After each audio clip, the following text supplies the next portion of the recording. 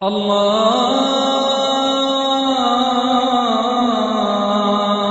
আকবার, আল্লাহু আকবার, আল্লাহু আকবার, আল্লাহু আকবার। যদি দোকানের মালপত্রের উপর জাকাত দেওয়ার কথা বলেন, সব ধরনের পণ্যদ্রব্য ব্যবসার কাজে যেগুলো কেনা হয় অথবা বিক্রি করা হয়, হতে পারে কোনো সম্পদ, জমি, অথবা হতে পারে পশু, ফলমূল, যন্ত্রপাতি, স্টেশনারি, খাবার দাবার ইত্যাদি, এই সব কিছুর জন্য জাকাত দিতে হবে। আর যেসব পণ্যদ্রব্য থাকে কোনো মুদি দোকানে, যে জিনিসগুলো কেনা বেচা করার জন্য, সে দ্রব্যের একটা তালিকা থাকবে, সব কিছু লেখা থাকবে। আর এই পণ্যদ্রব্যের হিসাব নেওয়া হবে প্রতি বছর একবার। যেগুলো কেনাবেচা করার জন্য, হতে পারে সেটা গাড়ি, চেয়ার টেবিল ইত্যাদি, সব কিছু লেখা থাকবে। আর এখানে আপনাকে জাকাত দিতে হবে 2.5%। সেই দোকানে যা কিছু আছে কেনাবেচার জন্য, পাশাপাশি যত টাকা লাভ করেছে বছরের শেষে, যে পরিমাণটা থাকে এই হিসাবটা লিখে রাখতে হবে। আর এখানে আপনাকে জাকাত দিতে হবে 2.5%। শুধুমাত্র সেই দোকানের জমিটা বাদে। আর ফার্নিচার, যাতায়াতের ব্যবস্থা করা গাড়ি, এই জিনিসগুলোর ক্ষেত্রে জাকাত দিতে হবে না। এ বাদে সব পণ্যদ্রব্যের উপরে আপনাকে জাকাত দিতে হবে। আচ্ছা, আপনাকে অনেক ধন্যবাদ। এখন কাগজের নোটের কথা যদি বলি, টাকা, এখানে জাকাতের পরিমাণটা কিভাবে করা হয়? কাগজের নোটের কথা যদি বলেন, এটাকে স্বর্ণ বা রৌপ্যের সাথে বিনিময় করা যায়। প্রথমে দেখতে হবে সঞ্চয় হিসেবে কি পরিমাণ কাগজের নোট আছে, এটাও বদলাতে পারে। আমরা হিসেব করে দেখতে পারি যে কি পরিমাণ কাগজের নোট আছে, সেটা নিসাব লেভেল অতিক্রম করে কিনা। হয় সেটা স্বর্ণের দাম ধরে, মানে 85 গ্রাম স্বর্ণ, অথবা রৌপ্যের যে নিসাব লেভেল, তার মানে 595 গ্রাম রৌপ্য। এখানে বের করতে হবে যে 85 গ্রাম স্বর্ণের দাম কত টাকা আপনাদের দেশের টাকার হিসেবে, অথবা 595 গ্রাম রৌপ্যের দাম আপনার দেশের টাকার হিসেবে। এ ব্যাপারে মতভেদ আছে যে কোনটাকে নিসাব ধরা হবে। নিসাব ধরা হবে কি স্বর্ণ দিয়ে নাকি রৌপ্য দিয়ে। বেশ কিছু ফুকাহা বলেন যে সবচেয়ে কমটা ধরতে হবে, যাতে করে লোকজন জাকাত দিতে পারে, অবশ্যই নিসাব লেভেলও কম। আর কিছু ফুকাহা বলেন যে সবচেয়ে বেশিটা ধরতে হবে নিসাব, যাতে করে গরিব লোকজনের উপকার হয়, আর নিসাবের লেভেলটা না পৌঁছালে জাকাত দিতে হবে না। আবার কিছু ফুকাহা বলেন যেহেতু আগেকার দিনে বিনিময়ের মাধ্যম হিসেবে রৌপ্য ব্যবহার হতো, রৌপ্যের নিসাব লেভেল বের করেন আপনারা, তারপর দেখেন আপনার দেশের টাকার হিসেবে 595 গ্রাম রৌপ্যের দাম কত হবে। এটা কম ব্যবহার করা হয়। তবে আপনি যদি আরও নিশ্চিত হতে চান, নিসাবের সবচেয়ে কম লেভেলটা ধরবেন। হতে পারে রৌপ্য, এখনকার দিনে রৌপ্যের দাম 595 গ্রাম রৌপ্যের দাম 85 গ্রাম স্বর্ণের চেয়ে অনেক কম। আমাদের দেখতে হবে বর্তমান বাজার দর কত। ধরেন নির্দিষ্ট কোনো একটা জাকাত দেওয়ার পরিমাণ হিসেব করছেন, হতে পারে প্রথম রমজানের দিন বা এরকম। আমাদের বের করতে হবে যে 595 গ্রাম রৌপ্যের দাম কত, অথবা 85 গ্রাম স্বর্ণের দাম সেই সময়। এখনকার দিনে ভারতে 1 গ্রাম স্বর্ণের দাম হচ্ছে আনুমানিক 900 টাকা। এটা সমান হবে 22 অথবা 23 ডলারের মতো 1 গ্রাম স্বর্ণের দাম। স্বর্ণ আর রৌপ্যের বাজার দর এটা এক এক দেশে এক এক রকম হয়। ভারতে এই দামটা একরকম, দুবাইতে আবার একরকম, আমেরিকা আর একরকম, ইংল্যান্ডে আরেক রকম। আর মুদ্রার মানও ওঠানামা করে থাকে। আমাদের দেশে এই ভারতে আনুমানিক 1 গ্রাম স্বর্ণের দাম প্রায় 900 টাকা, তার মানে 22 বা 23 ডলারের মতো। তার মানে 85 গ্রাম স্বর্ণ নিসাব লেভেল, সেটা হবে 76,500 টাকা আনুমানিক। ডলারে ধরলে হবে প্রায় 1900 ডলার। যদি রৌপ্যের নিসাব লেভেল বের করেন, তাহলে 1 কেজি রৌপ্যের আনুমানিকভাবে ভারতে দাম 18,000 টাকা হবে, তার মানে 450 ডলার। আর 595 গ্রাম রৌপ্য, এটার দাম আনুমানিক 10,710 টাকা। ডলারের হিসেব করলে সেটা হবে 268 ডলার আনুমানিক। এক এক জায়গায় এক এক রকম, দুবাইতে একরকম, ইংল্যান্ড আর আমেরিকাতেও আলাদা। আপনি যে দেশে থাকেন সেখানকার কোনো অর্থনৈতিক ম্যাগাজিন পড়েন, সেখানে বাজার দর পাবেন সেটা দিয়ে হিসেব করে নেবেন। যদি নিসাব লেভেলটা ক্রস করে তাহলে আপনাকে জাকাত দিতে হবে। নিসাব লেভেলের উপরে থাকলে 2.5% জাকাত দেবেন আপনি সঞ্চিত সম্পদ বা উদ্বৃত্ত সম্পদ থেকে। সে বছরের জন্য সেই পরিমাণ জাকাত দিতে হবে। জাজাকাল্লাহ খায়ের। আমার মনে হয় ইন্টারনেটে অনেক জাকাত ক্যালকুলেটর আছে যেগুলো আমরা বিনামূল্যে ব্যবহার করতে পারি, তাই না? ঠিক বলেছেন। আমি এখন আপনাকে যে ব্যাপার নিয়ে প্রশ্ন করব সেটা হলো, যদি কাউকে টাকা ধার দেই সেই টাকার উপর কি আমাকে জাকাত দিতে হবে? যদি আপনি টাকা ধার দেন, যেটা ধার দেন, আপনি স্বর্ণ ধার দিতে পারেন অথবা রৌপ্য অথবা টাকা অথবা পয়সা, তাহলে তখন সেই টাকার মালিককে জাকাত দিতে হবে। যদিও এখানে খেয়াল রাখবেন যে টাকা ধার দিচ্ছেন সেটার উপরে যেন কোনো ইন্টারেস্ট বা সুদ না নেওয়া হয়। যদি কাউকে ধার দেন তাহলে আপনাকে এখানে জাকাত দিতে হবে, যে টাকাটা ব্যবহার করছে তাকে দিতে হবে না। আর আপনি এটা হিসেব করবেন, যেমন ধরেন ধার দিলেন হয়তো আপনি ব্যবসার কাজে, বললেন যে প্রফিট ভাগাভাগি, তখন টাকাটা আপনার, এখানে আপনাকে জাকাত দিতে হবে। সাধারণত দুই ধরনের লোন দেওয়া হয়, একটা সিকিউরড লোন আর একটা হচ্ছে আনসিকিউরড লোন। যদি আপনার বন্ধু অথবা আত্মীয়কে ধার দেন কোনো রকম ইন্টারেস্ট বা সুদ ছাড়া দিলেন আল্লাহ সুবহানাহু ওয়া তাআলার খাতিরে, যদি লোনটা সিকিউরড হয়, ধনী কাউকে দিয়েছেন, সে ফেরত দেবে, আপনাকে জাকাত দিতে হবে প্রতি বছর। যদি ধার দেওয়ার পরে 2-3 বছর পার হয়ে যায়, আপনাকে সেই ধারের উপরে প্রতি বছর জাকাত দিতে হবে। ধরেন ধার দিয়েছেন $1,00,000 বা $1,00,000, তখন আপনাকে জাকাত দিতে হবে $2,500 বা $2,500 প্রত্যেক বছর ধার দেওয়া টাকার উপর জাকাত দিতে হবে। যদি জাকাত দিতে না পারেন, যদি ধার দেওয়া টাকা বা দেওয়ার টাকা না থাকে, জাকাত দিতে না পারেন, তাহলে যখন টাকাটা ফেরত পাবেন, হয়তো পেলেন 3 বছর পর, তখন দিয়ে দেবেন 3 বছরের জাকাত। 3 গুণ 2.5, তাহলে জাকাত দেবেন 7.5%, $7,500 বা $7,500। আরেক টাইপের লোন হচ্ছে আনসিকিউরড লোন। আপনি যে লোককে টাকা ধার দিয়েছেন, হয়তো সে গরিব আর আপনার মনে সন্দেহ আছে সে হয়তো টাকা ফেরত দিতে পারবে না। যদি আনসিকিউরড লোন হয় আর মনে করছেন যে টাকাটা আর কখনো ফেরত পাবেন না, যদি না দিতে চান তাহলে প্রতি বছর দিতে হবে না। যদি আপনি না পান তাহলে জাকাত দিতে হবে না, কিন্তু যদি ফেরত পান 5 বছর পরে হলেও আপনাকে তখন পুরো 5 বছরের জাকাত দিতে হবে। যদি 5 বছরের জাকাত হয় তাহলে 5 গুণ 2.5, তার মানে 12.5%। তাহলে জাকাত দেবেন $12,500 বা $12,500 সেই টাকার উপরে। আচ্ছা, পরিষ্কার বুঝতে পেরেছি। এই সুন্দর উত্তরের জন্য ধন্যবাদ ডক্টর জাকির। এমন কোনো জিনিস আছে যে ক্ষেত্রে মুসলিমরা জাকাত দেয়া থেকে অব্যাহতি পাবে? হ্যাঁ, কিছু ক্ষেত্রে জাকাত থেকে অব্যাহতি দেওয়া হয়েছে। 1 নম্বর, ব্যক্তিগত জিনিসপত্র যেগুলো হচ্ছে মৌলিক চাহিদার, যেমন ধরেন যে খাবার খাই, যে পোশাক পরি, বাড়িতে ফার্নিচার, ফ্রিজ বা মাইক্রো ওভেন, এগুলোতে কোনো জাকাত দিতে হবে না। যে বাড়িতে থাকেন সেটার জাকাত দিতে হবে না। যদি আত্মরক্ষার জন্য কোনো অস্ত্র কাছে রাখেন, হোক সেটা যে দামেরই ব্যবহার করছেন আপনি, ব্যক্তিগত কারণে মানে দরকার আছে, এটার প্রয়োজন আছে, এক্ষেত্রেও জাকাত দিতে হবে না। যদি কোনো গাড়িতে করে ঘুরে বেড়ান, হতে পারে কার বা মোটরসাইকেল, অথবা ধরেন একটা ঘোড়া যার পিঠে চড়বেন, এগুলোর উপর জাকাত দিতে হবে না। ব্যক্তিগত জিনিসের জাকাত থেকেও অব্যাহতি দেওয়া হয়েছে। যাবতীয় শাকসবজিরও জাকাত দেয়া লাগবে না। যদি আপনার থাকে গবাদি পশু যেটা ব্যবহার করেন কৃষিকাজে অথবা ব্যক্তিগত কাজে, এটারও কোনো জাকাত দিতে হবে না। আর নবী বলেছেন যে শাকসবজির কোনো জাকাত দিতে হবে না, গাছপালার কোনো জাকাত দিতে হবে না। যদি খাদ্যশস্য হয় 5 ওয়াসাকের কম, তাহলেও জাকাত দিতে আপনাকে হবে না। অথবা ব্যক্তিগত পশু থাকলে জাকাত দিতে হবে না। এই জিনিসগুলোর উপরে আপনাকে জাকাত দিতে হবে না। যদি নিসাব লেভেলের উপরে থাকে, যেটা উদ্বৃত্ত, যদি নিসাব লেভেল ক্রস করে উপরে থাকে, তাহলে আপনাকে জাকাত দিতে হবে। আপনার কাছে এর পরের প্রশ্নটা হলো জাকাতের পরিমাণ হিসাব করার পদ্ধতি নিয়ে। আপনি কি আমাদের দর্শকদের একটু ব্যাখ্যা করে বলবেন এটা কিভাবে হিসাব করা হয়? 2 পদ্ধতিতে জাকাতের হিসেব করা যায়।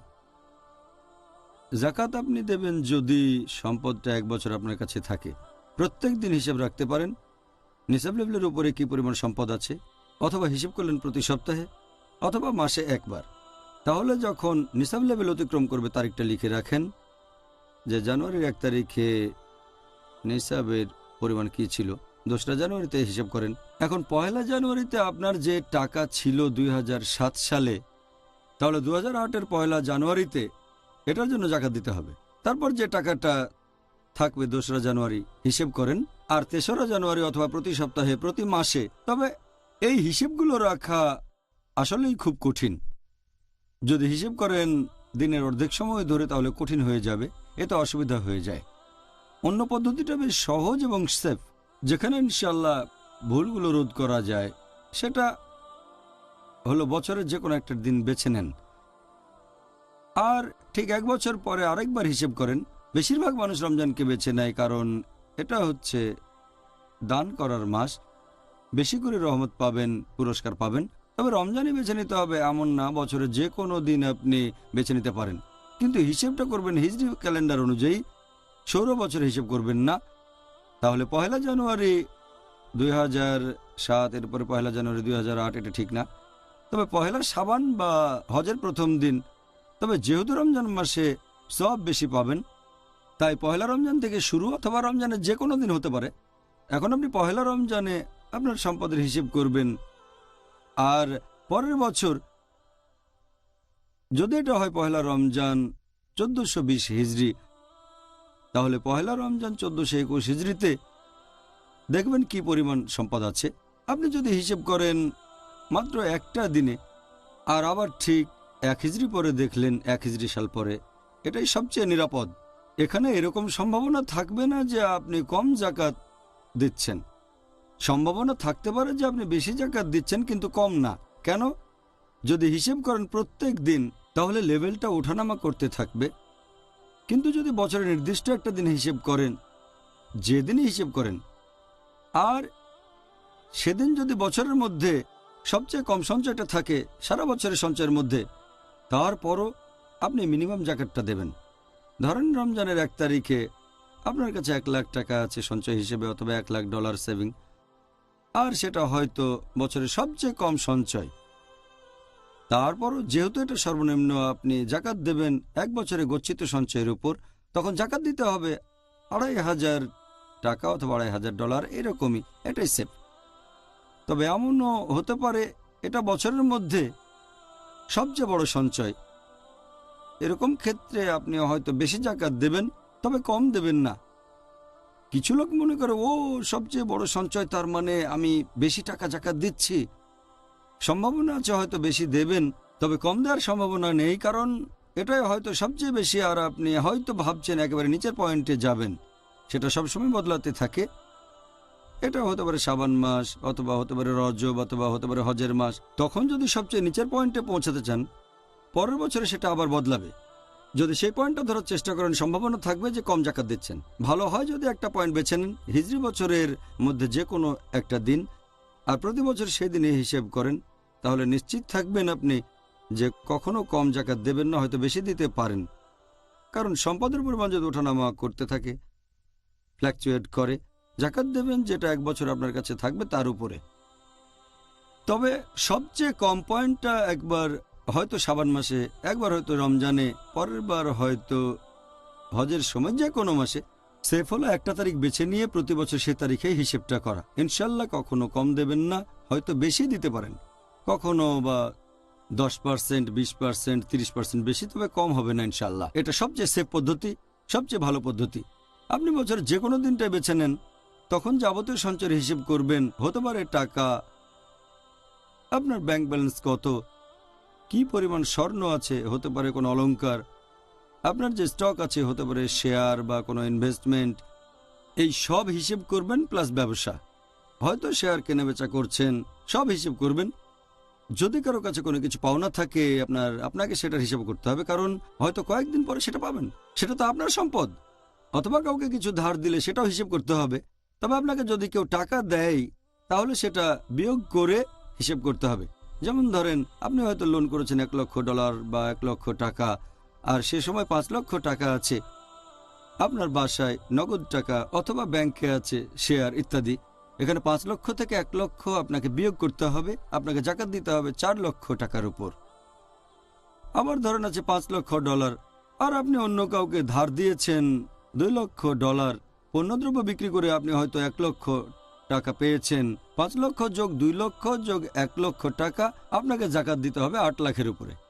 এসব কিছু হিসেব করতে হবে, বছরের নির্দিষ্ট একটা দিনে হিসেব করবেন, তারপরে সেটার উপরে 2.5% জাকাত দেবেন। এবারে আপনার কাছে আমার প্রশ্ন, ধরেন একজন লোক যে দুর্ভাগ্যজনকভাবে বেশ খানিকটা কৃপণ স্বভাবের, আর সেই কারণে সে কাউকে জাকাত দিতে চায় না, এরকম লোকের উদ্দেশ্যে আপনি কি উপদেশ দেবেন? এমনিতে লোকটার আর্থিক অবস্থা খুব ভালো, কিন্তু তার কৃপণতার কারণে সে এই বাধ্যতামূলক জাকাত দিতে রাজি থাকে না। এমন লোককে আপনি কি পরামর্শ দেবেন? পবিত্র কোরআনে অনেক আয়াত আছে, সহিহ হাদিসও আছে, এগুলো শোনাতে পারেন সেই কৃপণ লোককে। যারা জাকাত দিতে চায় না তাদের জাকাতে উৎসাহিত করতে পারেন। আল্লাহ পবিত্র কোরআনে বলেছেন সূরা ফজর অধ্যায় নম্বর ৭৯ আয়াত নম্বর ২০, এবং তোমরা ধন সম্পদ ভালোবাসো, অতিশয় ভালোবাসো। এখানে তাদের কথা বলছেন যারা কৃপণ। এছাড়াও আল্লাহ বলেছেন পবিত্র কোরআনে সূরা আদিয়াত অধ্যায় নম্বর ১০০ আয়াত নম্বর ৮ যে এবং অবশ্যই সে ধন সম্পদের আসক্তিতে প্রবল। এখানে বলা হচ্ছে তাদের কথা যারা ধন সম্পদ বেশি ভালোবাসে, সম্পদের জন্য মরতেও রাজি থাকে। আল্লাহ এই লোকগুলোকে সতর্ক করে দিচ্ছেন। আল্লাহ বলেছেন সূরা তাগাবুন অধ্যায় নম্বর ৬৪ আয়াত নম্বর ১৫ যে তোমাদের সম্পদ এবং সন্তান তোমাদের জন্য পরীক্ষা, তোমাদের জন্য টেস্ট। আল্লাহ বলেছেন তোমরা যে জিনিসগুলো খুব ভালোবাসো সেগুলো তোমাদের জন্য পরীক্ষা। একটা হাদিস আছে তিরমিজিতে, হাদিস নাম্বার 2336, আমাদের প্রিয় নবী বলেছেন যে প্রত্যেক উম্মতকে কিছু একটা দিয়ে পরীক্ষা করা হবে। আমার উম্মতকে পরীক্ষা করা হবে সম্পদ দিয়ে। নবীর উম্মতের জন্য সম্পদ হচ্ছে পরীক্ষা। আল্লাহ সুবহানাহু ওয়া তাআলা কোরআনে একটা উদাহরণ দিয়েছেন সূরা কালাম অধ্যায় নম্বর ৬৮ আয়াত ১৭ থেকে ৩৩। আল্লাহ দিয়েছেন এখানে একটা লোকের বর্ণনা। সেই লোকের ছিল খুব সুন্দর একটা বাগান এবং সেই লোক ছিল খুবই পরোপকারী। বাগান থেকে যা উপার্জন করত সে তা থেকে তার পরিবারের জন্য খরচ করত আর বাগানে দেখাশোনা করত, আর বাকি টাকা পুরোটাই দান করে দিত। এভাবে সে অনেক দিন কাটালো। লোকটা মারা গেলে তার ছেলেমেয়েরা বলল যে আমাদের বাবা কি বোকা ছিলেন, তিনি সব কিছু দান করে দিতেন। তখন ঠিক করলো যে তারা যেসব ফলমূল পাবে, যাই ফলুক, তারা সেই জিনিসগুলো রাতের বেলায় বাসায় নিয়ে যাবে। ছেলেমেয়েরা ঠিক করলো কেউ ব্যাপারটা জানতে পারবে না। তারপর বাগানের গাছে যখন ফল ধরল, তারপরে তারা যখন বাগানে আসলো সব কিছু ধ্বংস হয়ে গেছে। তাদের পুরো বাগানটা একেবারে লণ্ডভণ্ড হয়ে গেছে, শুধুমাত্র তাদের বাগানেরই ক্ষতি হয়েছে। আর এখানে কোরআন বলছে সূরা কালাম অধ্যায় নম্বর ৬৮ আয়াত নম্বর ৩১, আমরা ছিলাম সীমালঙ্ঘনকারী। আল্লাহ তাআলা এর পরের আয়াতে বলেছেন সূরা কালাম অধ্যায় ৬৮ আয়াত ৩৩ যে এই লোকদের জন্য এটা হলো এই দুনিয়ার শাস্তি, আর আখিরাতের শাস্তি আরও কঠিন। যারা সম্পদ খুব ভালোবাসে আর যারা খুব কৃপণ, তারা এই দুনিয়ায় শাস্তি পাবে আর আখিরাতে আরও বেশি কঠিন শাস্তি পাবে। যেসব লোক কৃপণ আর জাকাত দিতে চায় না, আসলে জাকাত হচ্ছে শুদ্ধতার জন্য। আপনার মধ্যে যে অশুদ্ধতা আছে তা দূর হয়ে যাবে। আর সম্পদ যদি বাড়াতে চান, আমাদের নবী বলেছেন, এটা আগে বলেছি, যে দান করলে তোমাদের সম্পদ কমে যায় না। আল্লাহ পবিত্র কোরআনে বলেছেন সূরা লায়েল অধ্যায় নম্বর ৯২ আয়াত নম্বর ৮ থেকে ১১ যে সেই লোকগুলো যারা হচ্ছে কৃপণ আর মনে করে যে তারা স্বয়ং সম্পূর্ণ, আল্লাহ সুবহানাহু ওয়া তাআলা তাদের জন্য কৃপণতার পথ সুগম করে দেন, কিন্তু সেই সম্পদ তাদের কোনো কাজে আসবে না এবং তারা সবাই ধ্বংস হয়ে যাবে। কৃপণ মানুষগুলো ভাবে এই সম্পদ তাদের জন্য যথেষ্ট, তবে তারা সবাই ধ্বংস হয়ে যাবে। আল্লাহ পবিত্র কোরআনে বলেছেন সূরা আলে ইমরান অধ্যায় নম্বর ৩ আয়াত নম্বর ১৮০ যে আল্লাহ তাদের যা দিয়েছেন সেটা তারা কৃপণতা করে আগলে রাখে আর ভাবে এতে তাদের জন্য ভালো। সত্যি বলতে এটা তাদের জন্য ক্ষতিকর। আর রোজ কিয়ামতের দিনে, শেষ বিচারের দিনে, এই সম্পদ হবে তাদের গলার বেড়ি এবং এটা তাদের জন্য ক্ষতিকর। তাই আমাদেরকে মনে রাখতে হবে যে জাকাত আমাদের সম্পদ বাড়িয়ে দেবে, আর জাকাত দেবেন সম্পদের প্রতি ভালোবাসা কমানোর জন্য। আল্লাহ কোরআনে বলেছেন সূরা আলে ইমরান অধ্যায় ৩ আয়াত ৯২, তোমরা বিশ্বাসী হবে না যতক্ষণ না ভালোবাসার বস্তু ব্যয় করো। জাকাত দিলে আপনার সম্পদের প্রতি ভালোবাসা কমে যাবে, আর মুসলিম উম্মার মধ্যে ভ্রাতৃত্ব বেড়ে যাবে। আপনার সম্পদও বিশুদ্ধ হবে এবং বেড়ে যাবে। তাহলে ডক্টর জাকির, আমরা এতক্ষণ পর্যন্ত জানলাম যে এই জাকাতের সংজ্ঞাটা কি আর কিভাবে হিসাব করা হয়। এখন আমি আপনার কাছে জানতে চাইব সেই সব ক্যাটাগরির লোকের কথা যারা এই জাকাত গ্রহণ করার উপযুক্ত, মানে কাদেরকে এই জাকাত দেয়া যাবে। এখন আপনি কি আমাদের সেই সব ক্যাটাগরির লোকদের কথা বলবেন যারা এই জাকাত গ্রহণ করতে পারে? যেসব মানুষ জাকাত নিতে পারবে তাদের বর্ণনা আছে পবিত্র কোরআনে সূরা তাওবা অধ্যায় নম্বর ৯ আয়াত নম্বর ৬০। ১ নম্বর হচ্ছে ফুকারা, মানে যারা গরিব। ২ নম্বর হচ্ছে মাসাকিন, তার মানে অভাবগ্রস্ত। ৩ নম্বর হচ্ছে আমিলুন, তার মানে যারা জাকাতের টাকা সংগ্রহ করে থাকে।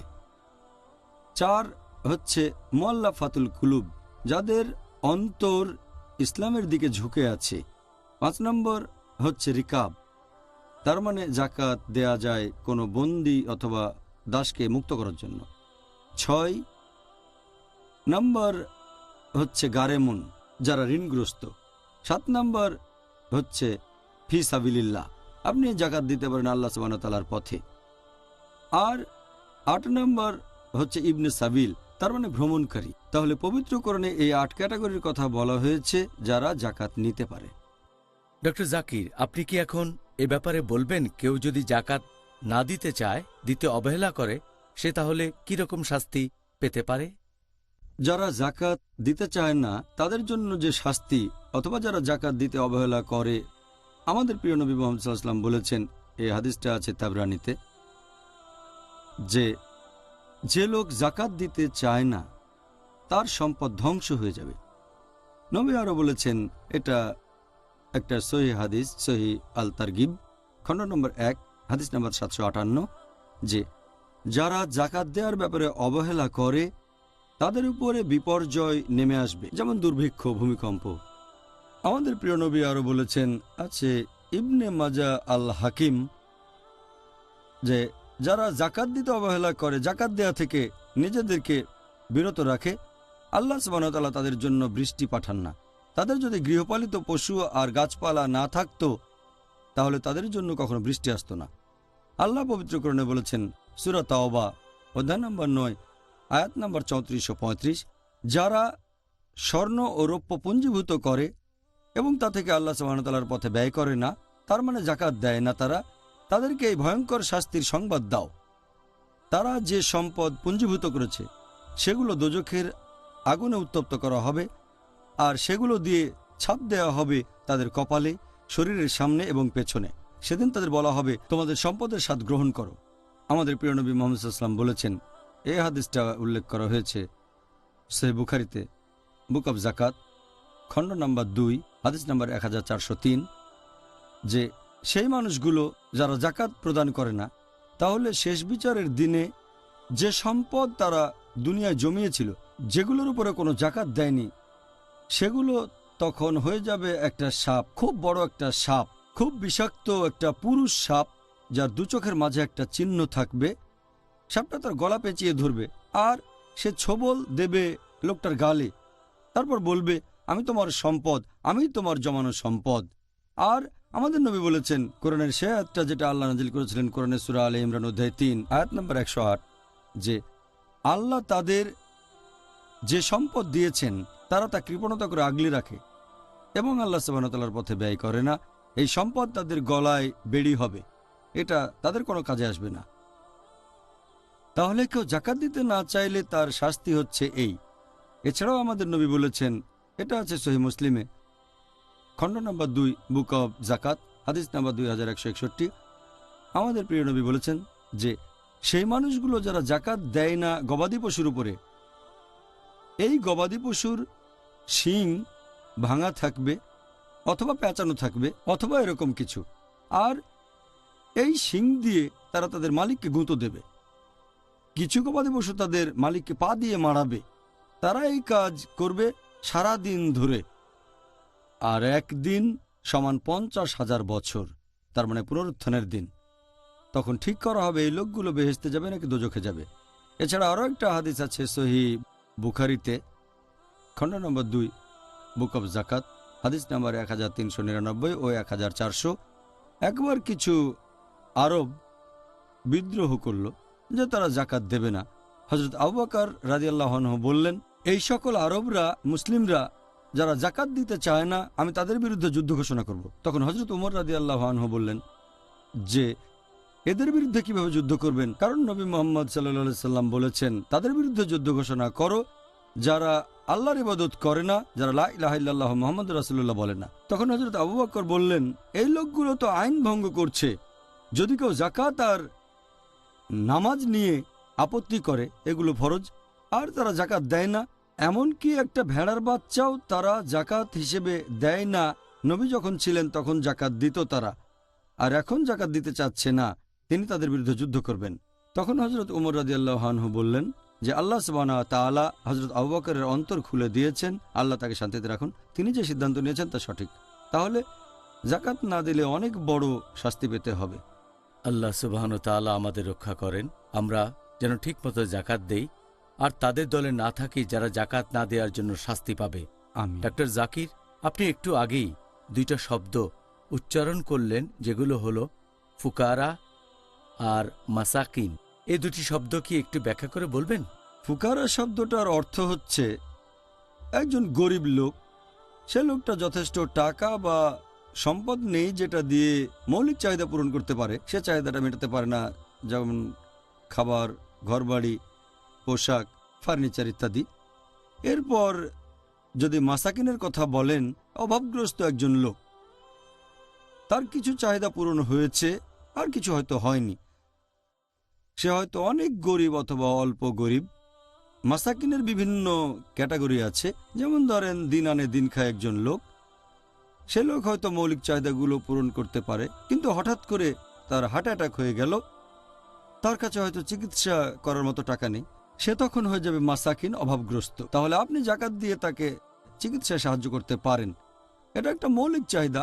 আর আমাদের প্রিয় নবী মুহাম্মদ সাল্লাল্লাহু আলাইহি সাল্লাম বলেছেন, এটার উল্লেখ আছে সহিহ বুখারীতে, খণ্ড নম্বর 2, বুক অব জাকাত, হাদিস নাম্বার 1395।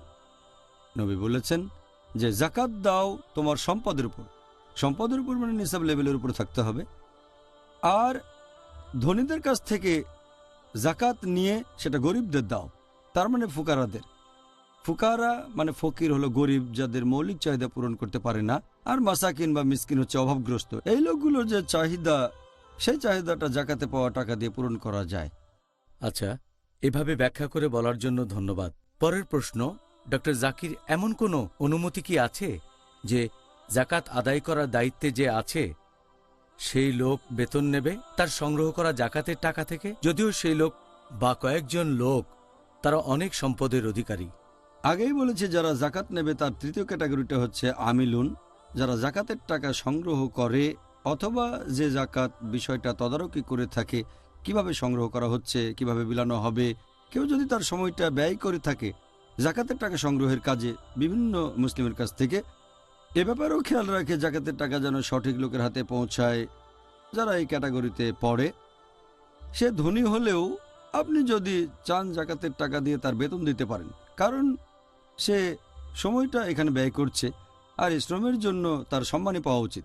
এছাড়া আরও একটা হাদিস আছে সুনান আবু দাউদ, খণ্ড নম্বর 2, বুক অব জাকাত, হাদিস নাম্বার 1643, যে আলী ইবনে সাইদি রাদিয়াল্লাহু আনহু তাকে নিয়োগ দিয়েছিলেন হযরত উমর ইবনে খাত্তাব রাদিয়াল্লাহু আনহু জাকাতের টাকা তোলার জন্য।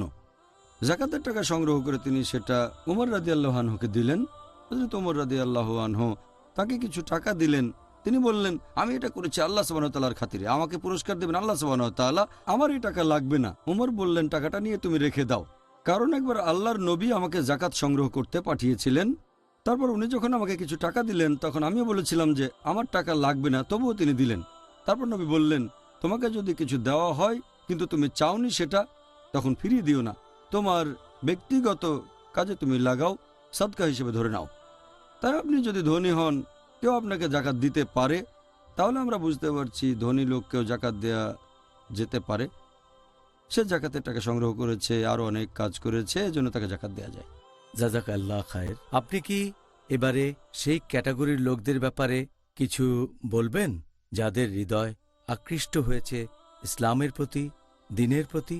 এই লোকদের সম্পর্কে আপনার কাছ থেকে কিছু জানতে চাই। চতুর্থ ক্যাটাগরির কথা কোরআনে বলা হয়েছে সূরা তাওবা অধ্যায় নম্বর 9 আয়াত নম্বর 60, মুআল্লাফাতুল কুলুব। যাদের হৃদয় ইসলাম ধর্মের প্রতি আকৃষ্ট। এই ক্যাটাগরির মধ্যে বেশ কিছু টাইপ থাকতে পারে, যেমন ধরেন ধর্মপ্রচারের জন্য যারা নতুন করে ইসলাম ধর্ম গ্রহণ করেছে, আমি এদেরকে বলি রিভার্ট, এটাই সঠিক শব্দ, আবার ইসলামে ফিরে এসেছে। তাদের ঈমান বাড়ানোর জন্য টাকা ব্যবহার করা যায়। এটা ব্যবহার করা যায় ধর্মপ্রচারের কাজে, যাতে করে অমুসলিমরা ইসলাম সম্পর্কে জানতে পারে, ইসলামের কাছাকাছি আসতে পারে। আর একটা হাদিস, এটা উল্লেখ আছে সহিহ মুসলিমে, খণ্ড নম্বর 2, বুক অব জাকাত, হাদিস নম্বর 2318। হযরত আলী রাদিয়াল্লাহু আনহু নবীর কাছে কিছু স্বর্ণের পিণ্ড পাঠালেন, সেগুলোর মধ্যে কিছু ধুলোবালিও ছিল। নবী সেগুলো 4টা আলাদা গোত্রের 4 জন লোককে দিলেন। তখন কুরাইশ গোত্রের লোকজন মনটা একটু খারাপ করল যে নবী তাদের গোত্রে কোনো লোককে স্বর্ণের পিণ্ড দেননি, তার বদলে দিয়েছেন নজ গোত্রকে। নবী বললেন, এটা তো তাদেরকে দিয়েছি মীমাংসা করার জন্য, আমি চেয়েছি ইসলামের সাথে তাদের সম্পর্ক যেন আরো মজবুত হয়। তাহলে নবী এটা বিশেষ কিছু লোককে দিয়েছিলেন যাতে তারা ইসলামের কাছে আসে। তাহলে এভাবে জাকাতের টাকা ব্যবহার করা যায় যাতে মানুষজন ইসলামের কাছাকাছি আসতে পারে। হতে পারে তারা রিভার্ট, নতুন মুসলিম, অথবা যারা ইসলাম থেকে দূরে সরে যাচ্ছে তাদের ঈমান মজবুত করতে এই টাকা ব্যবহার করা যেতে পারে। যেমন হয়তো একজন রিভার্ট যে নতুন ইসলাম ধর্ম গ্রহণ করেছে, হয়তো সামাজিক সমস্যা বা অর্থনৈতিক সমস্যা ছিল, জাকাতের টাকা দিয়ে একটা বাড়ি কিনে দিতে পারেন যদি তার বাড়ি না থাকে, অথবা জাকাতের টাকা সে ব্যবসা করতে পারে, আর্থিক নিরাপত্তা সে পেতে পারে, আর নতুন ধর্মবিশ্বাসে এসে তার ভালোই লাগবে। এই সুন্দর উত্তরের জন্য ধন্যবাদ। ডক্টর জাকির, আপনি কি এবারে দাসমুক্তি বা বন্দি মুক্তির ক্ষেত্রে জাকাত দেওয়ার ব্যাপারে কিছু বলবেন? এটা হচ্ছে পঞ্চম ক্যাটাগরি পবিত্র কোরআনের সূরা তাওবা অধ্যায় নম্বর 9 আয়াত 60, যেটা বলছে রিকাবের কথা, তার মানে দাসমুক্তির জন্য। একটা হাদিস এটার উল্লেখ আছে মাসনাদ আহমেদে, খণ্ড 4, হাদিস নম্বর 18647। একবার একজন লোক নবী মুহাম্মদ সাল্লাল্লাহু আলাইহি ওয়াসাল্লামের কাছে এসে তাকে জিজ্ঞেস করলো যে আমি কোন কাজগুলো করব যাতে করে আমি জান্নাত মানে বেহেশতের কাছে যেতে পারি আর দোজখ থেকে দূরে। নবী তাকে বললেন, কাউকে মুক্ত করো আর দাসকে মুক্তি দাও। সেই লোক দ্বিধাদ্বন্দ্বে পড়ল, এই দুটোর মধ্যে পার্থক্যটা কি? সে ভাবতে লাগলো দুটো একই জিনিস কি না। সে তখন বলল যে এই দুটোকে একই জিনিস? নবী বললেন না, প্রথমটা যে কাউকে মুক্ত করা, এটা করবে তুমি একা, কাউকে মুক্ত করে দিতে পারো, কিন্তু দ্বিতীয়টা কোনো দাসকে মুক্ত করে দেয়া, এখানে কাজটা করবে বেশ কয়েকজন মানুষ মিলে, তাহলে একজন দাস মুক্ত হবে। যদি এই কাজগুলো করো তাহলে বেহেশতের কাছাকাছি থাকবে। তাহলে জাকাতের টাকা দিয়ে কোনো দাসকে মুক্ত করে দিতে পারেন। ধরেন কোনো একজন মুসলিম দাস, সে যদি তার মালিককে কিছু টাকা দিয়ে মুক্ত হয়ে যেতে পারে, তাহলে সেই পরিমাণ টাকা দিয়ে সেই মুসলিমকে মুক্ত করা যায়, অথবা টাকা তার মালিককে দিয়ে সেই দাসকে মুক্ত করবে। বর্তমানের প্রেক্ষাপটে যদি দেখেন, ধরেন কোনো একজন মুসলিম কোথাও যুদ্ধবন্দী হিসেবে আটক আছে, তাকে যারা আটক রেখেছে তাদেরকে টাকা দিয়ে যদি সেই মুসলিমকে মুক্ত করা যায়, তাহলে জাকাতের টাকা ব্যবহার করে সেই মুসলিমকে মুক্ত করে আনবেন। 3 নম্বর, টাকাটা ব্যবহার করা যায়, যেমন ধরেন কেউ হয়তো ভুল করে দুর্ঘটনাবশত কাউকে মেরে ফেলল, তখন যে মারা গেছে তার আত্মীয় স্বজনরা যদি ক্ষতিপূরণ দাবি করে, তখন জাকাতের টাকা ব্যবহার করা যেতে পারে যেখানে দুর্ঘটনাবশত কোনো মুসলিম কাউকে মেরে ফেলেছে, যাতে সে মুসলিমকে মুক্ত করা যায়। তাহলে এই হচ্ছে এই ক্যাটাগরির কয়েকটা টাইপ, যেটাকে বলা হয় রিকাব বা দাসমুক্ত করা। ধন্যবাদ। এখন মনে করেন একজন লোক যার কিছু দেনা আছে আর সে দেনা শোধ করতে চায়, সে কি দেনা শোধ করার জন্য জাকাত দাবি করতে পারে? যে লোকের কোনো রকম দেনা আছে তার সম্পর্কে পবিত্রকরণ বলছে 6 নম্বর ক্যাটাগরি গারেমুন, যারা দেনাদার, তারা জাকাতের টাকা পেতে পারে। জাকাতের টাকার জন্য তারা আবেদন করতে পারে, কারণ সাধারণত অন্য মানুষ জানে না কোন লোকটা দেনায় আছে, সে জাকাতের টাকা চাইতে পারে। এরকম একটা হাদিস আছে সহিহ মুসলিমে, খণ্ড নম্বর 3, হাদিস নম্বর 3777। একবার এক লোক নবীর কাছে এসে বলল যে তার অনেক ক্ষতি হয়ে গেছে, বাগানের ক্ষতি হয়ে গেছে, তার ব্যবসায় অনেক লস হয়ে গেছে, দেনায় ডুবে গেছে। সে নবীর কাছে গিয়ে তার জন্য সাহায্য প্রার্থনা করলো। তখন নবী বললেন, জাকাতের টাকা থেকে একে কিছু সাহায্য করো, তবে যে টাকা পেল সেটা তার দেনা পরিশোধের জন্য যথেষ্ট নয়। তখন যে লোকটা পাওনাদার ছিল, নবী তাকে বললেন, যেটা পেয়েছো সেটাই রাখো আর বাকিটা মাফ করে দাও, সেই দেনাটা। আরেকটা হাদিস, এটার উল্লেখ আছে সহিহ মুসলিমে, খণ্ড নম্বর 2, বুক অব জাকাত, হাদিস নাম্বার 2271। একজন লোক দেনায় পড়েছে, সে নবীর সামনে এসে তার কাছে সাহায্য ভিক্ষা চাইল। নবী বললেন, সদকা পাওয়া পর্যন্ত অপেক্ষা করো, তোমাকে সদকার টাকা দেওয়া হবে ইনশাআল্লাহ। নবী আরো বললেন যে ভিক্ষা করার কোনো অনুমতি নেই যদি না সেই লোক 3 ক্যাটাগরিতে পড়ে। 1 নম্বর, যে লোক দেনায় আছে সে ভিক্ষা চাইতে পারে যতক্ষণ না তার দেনা পরিশোধ হয়ে যায়। 2 নম্বর, যদি একজন লোক কোনো রকম বিপর্যয়ের মধ্যে পড়ে, জীবনের মৌলিক চাহিদা পূরণ করতে পারছে না, সে ভিক্ষা করতে পারে যতক্ষণ না পূরণ করতে পারে। 3 নম্বর হচ্ছে যে লোক দারিদ্র্যের কষাঘাতে জর্জরিত, যদি সে খুব গরিব হয় আর ফুকা ক্যাটাগরিতে পড়ে, তাহলে ভিক্ষা সে চাইতে পারে যতক্ষণ না তার মৌলিক চাহিদা পূরণ হয়।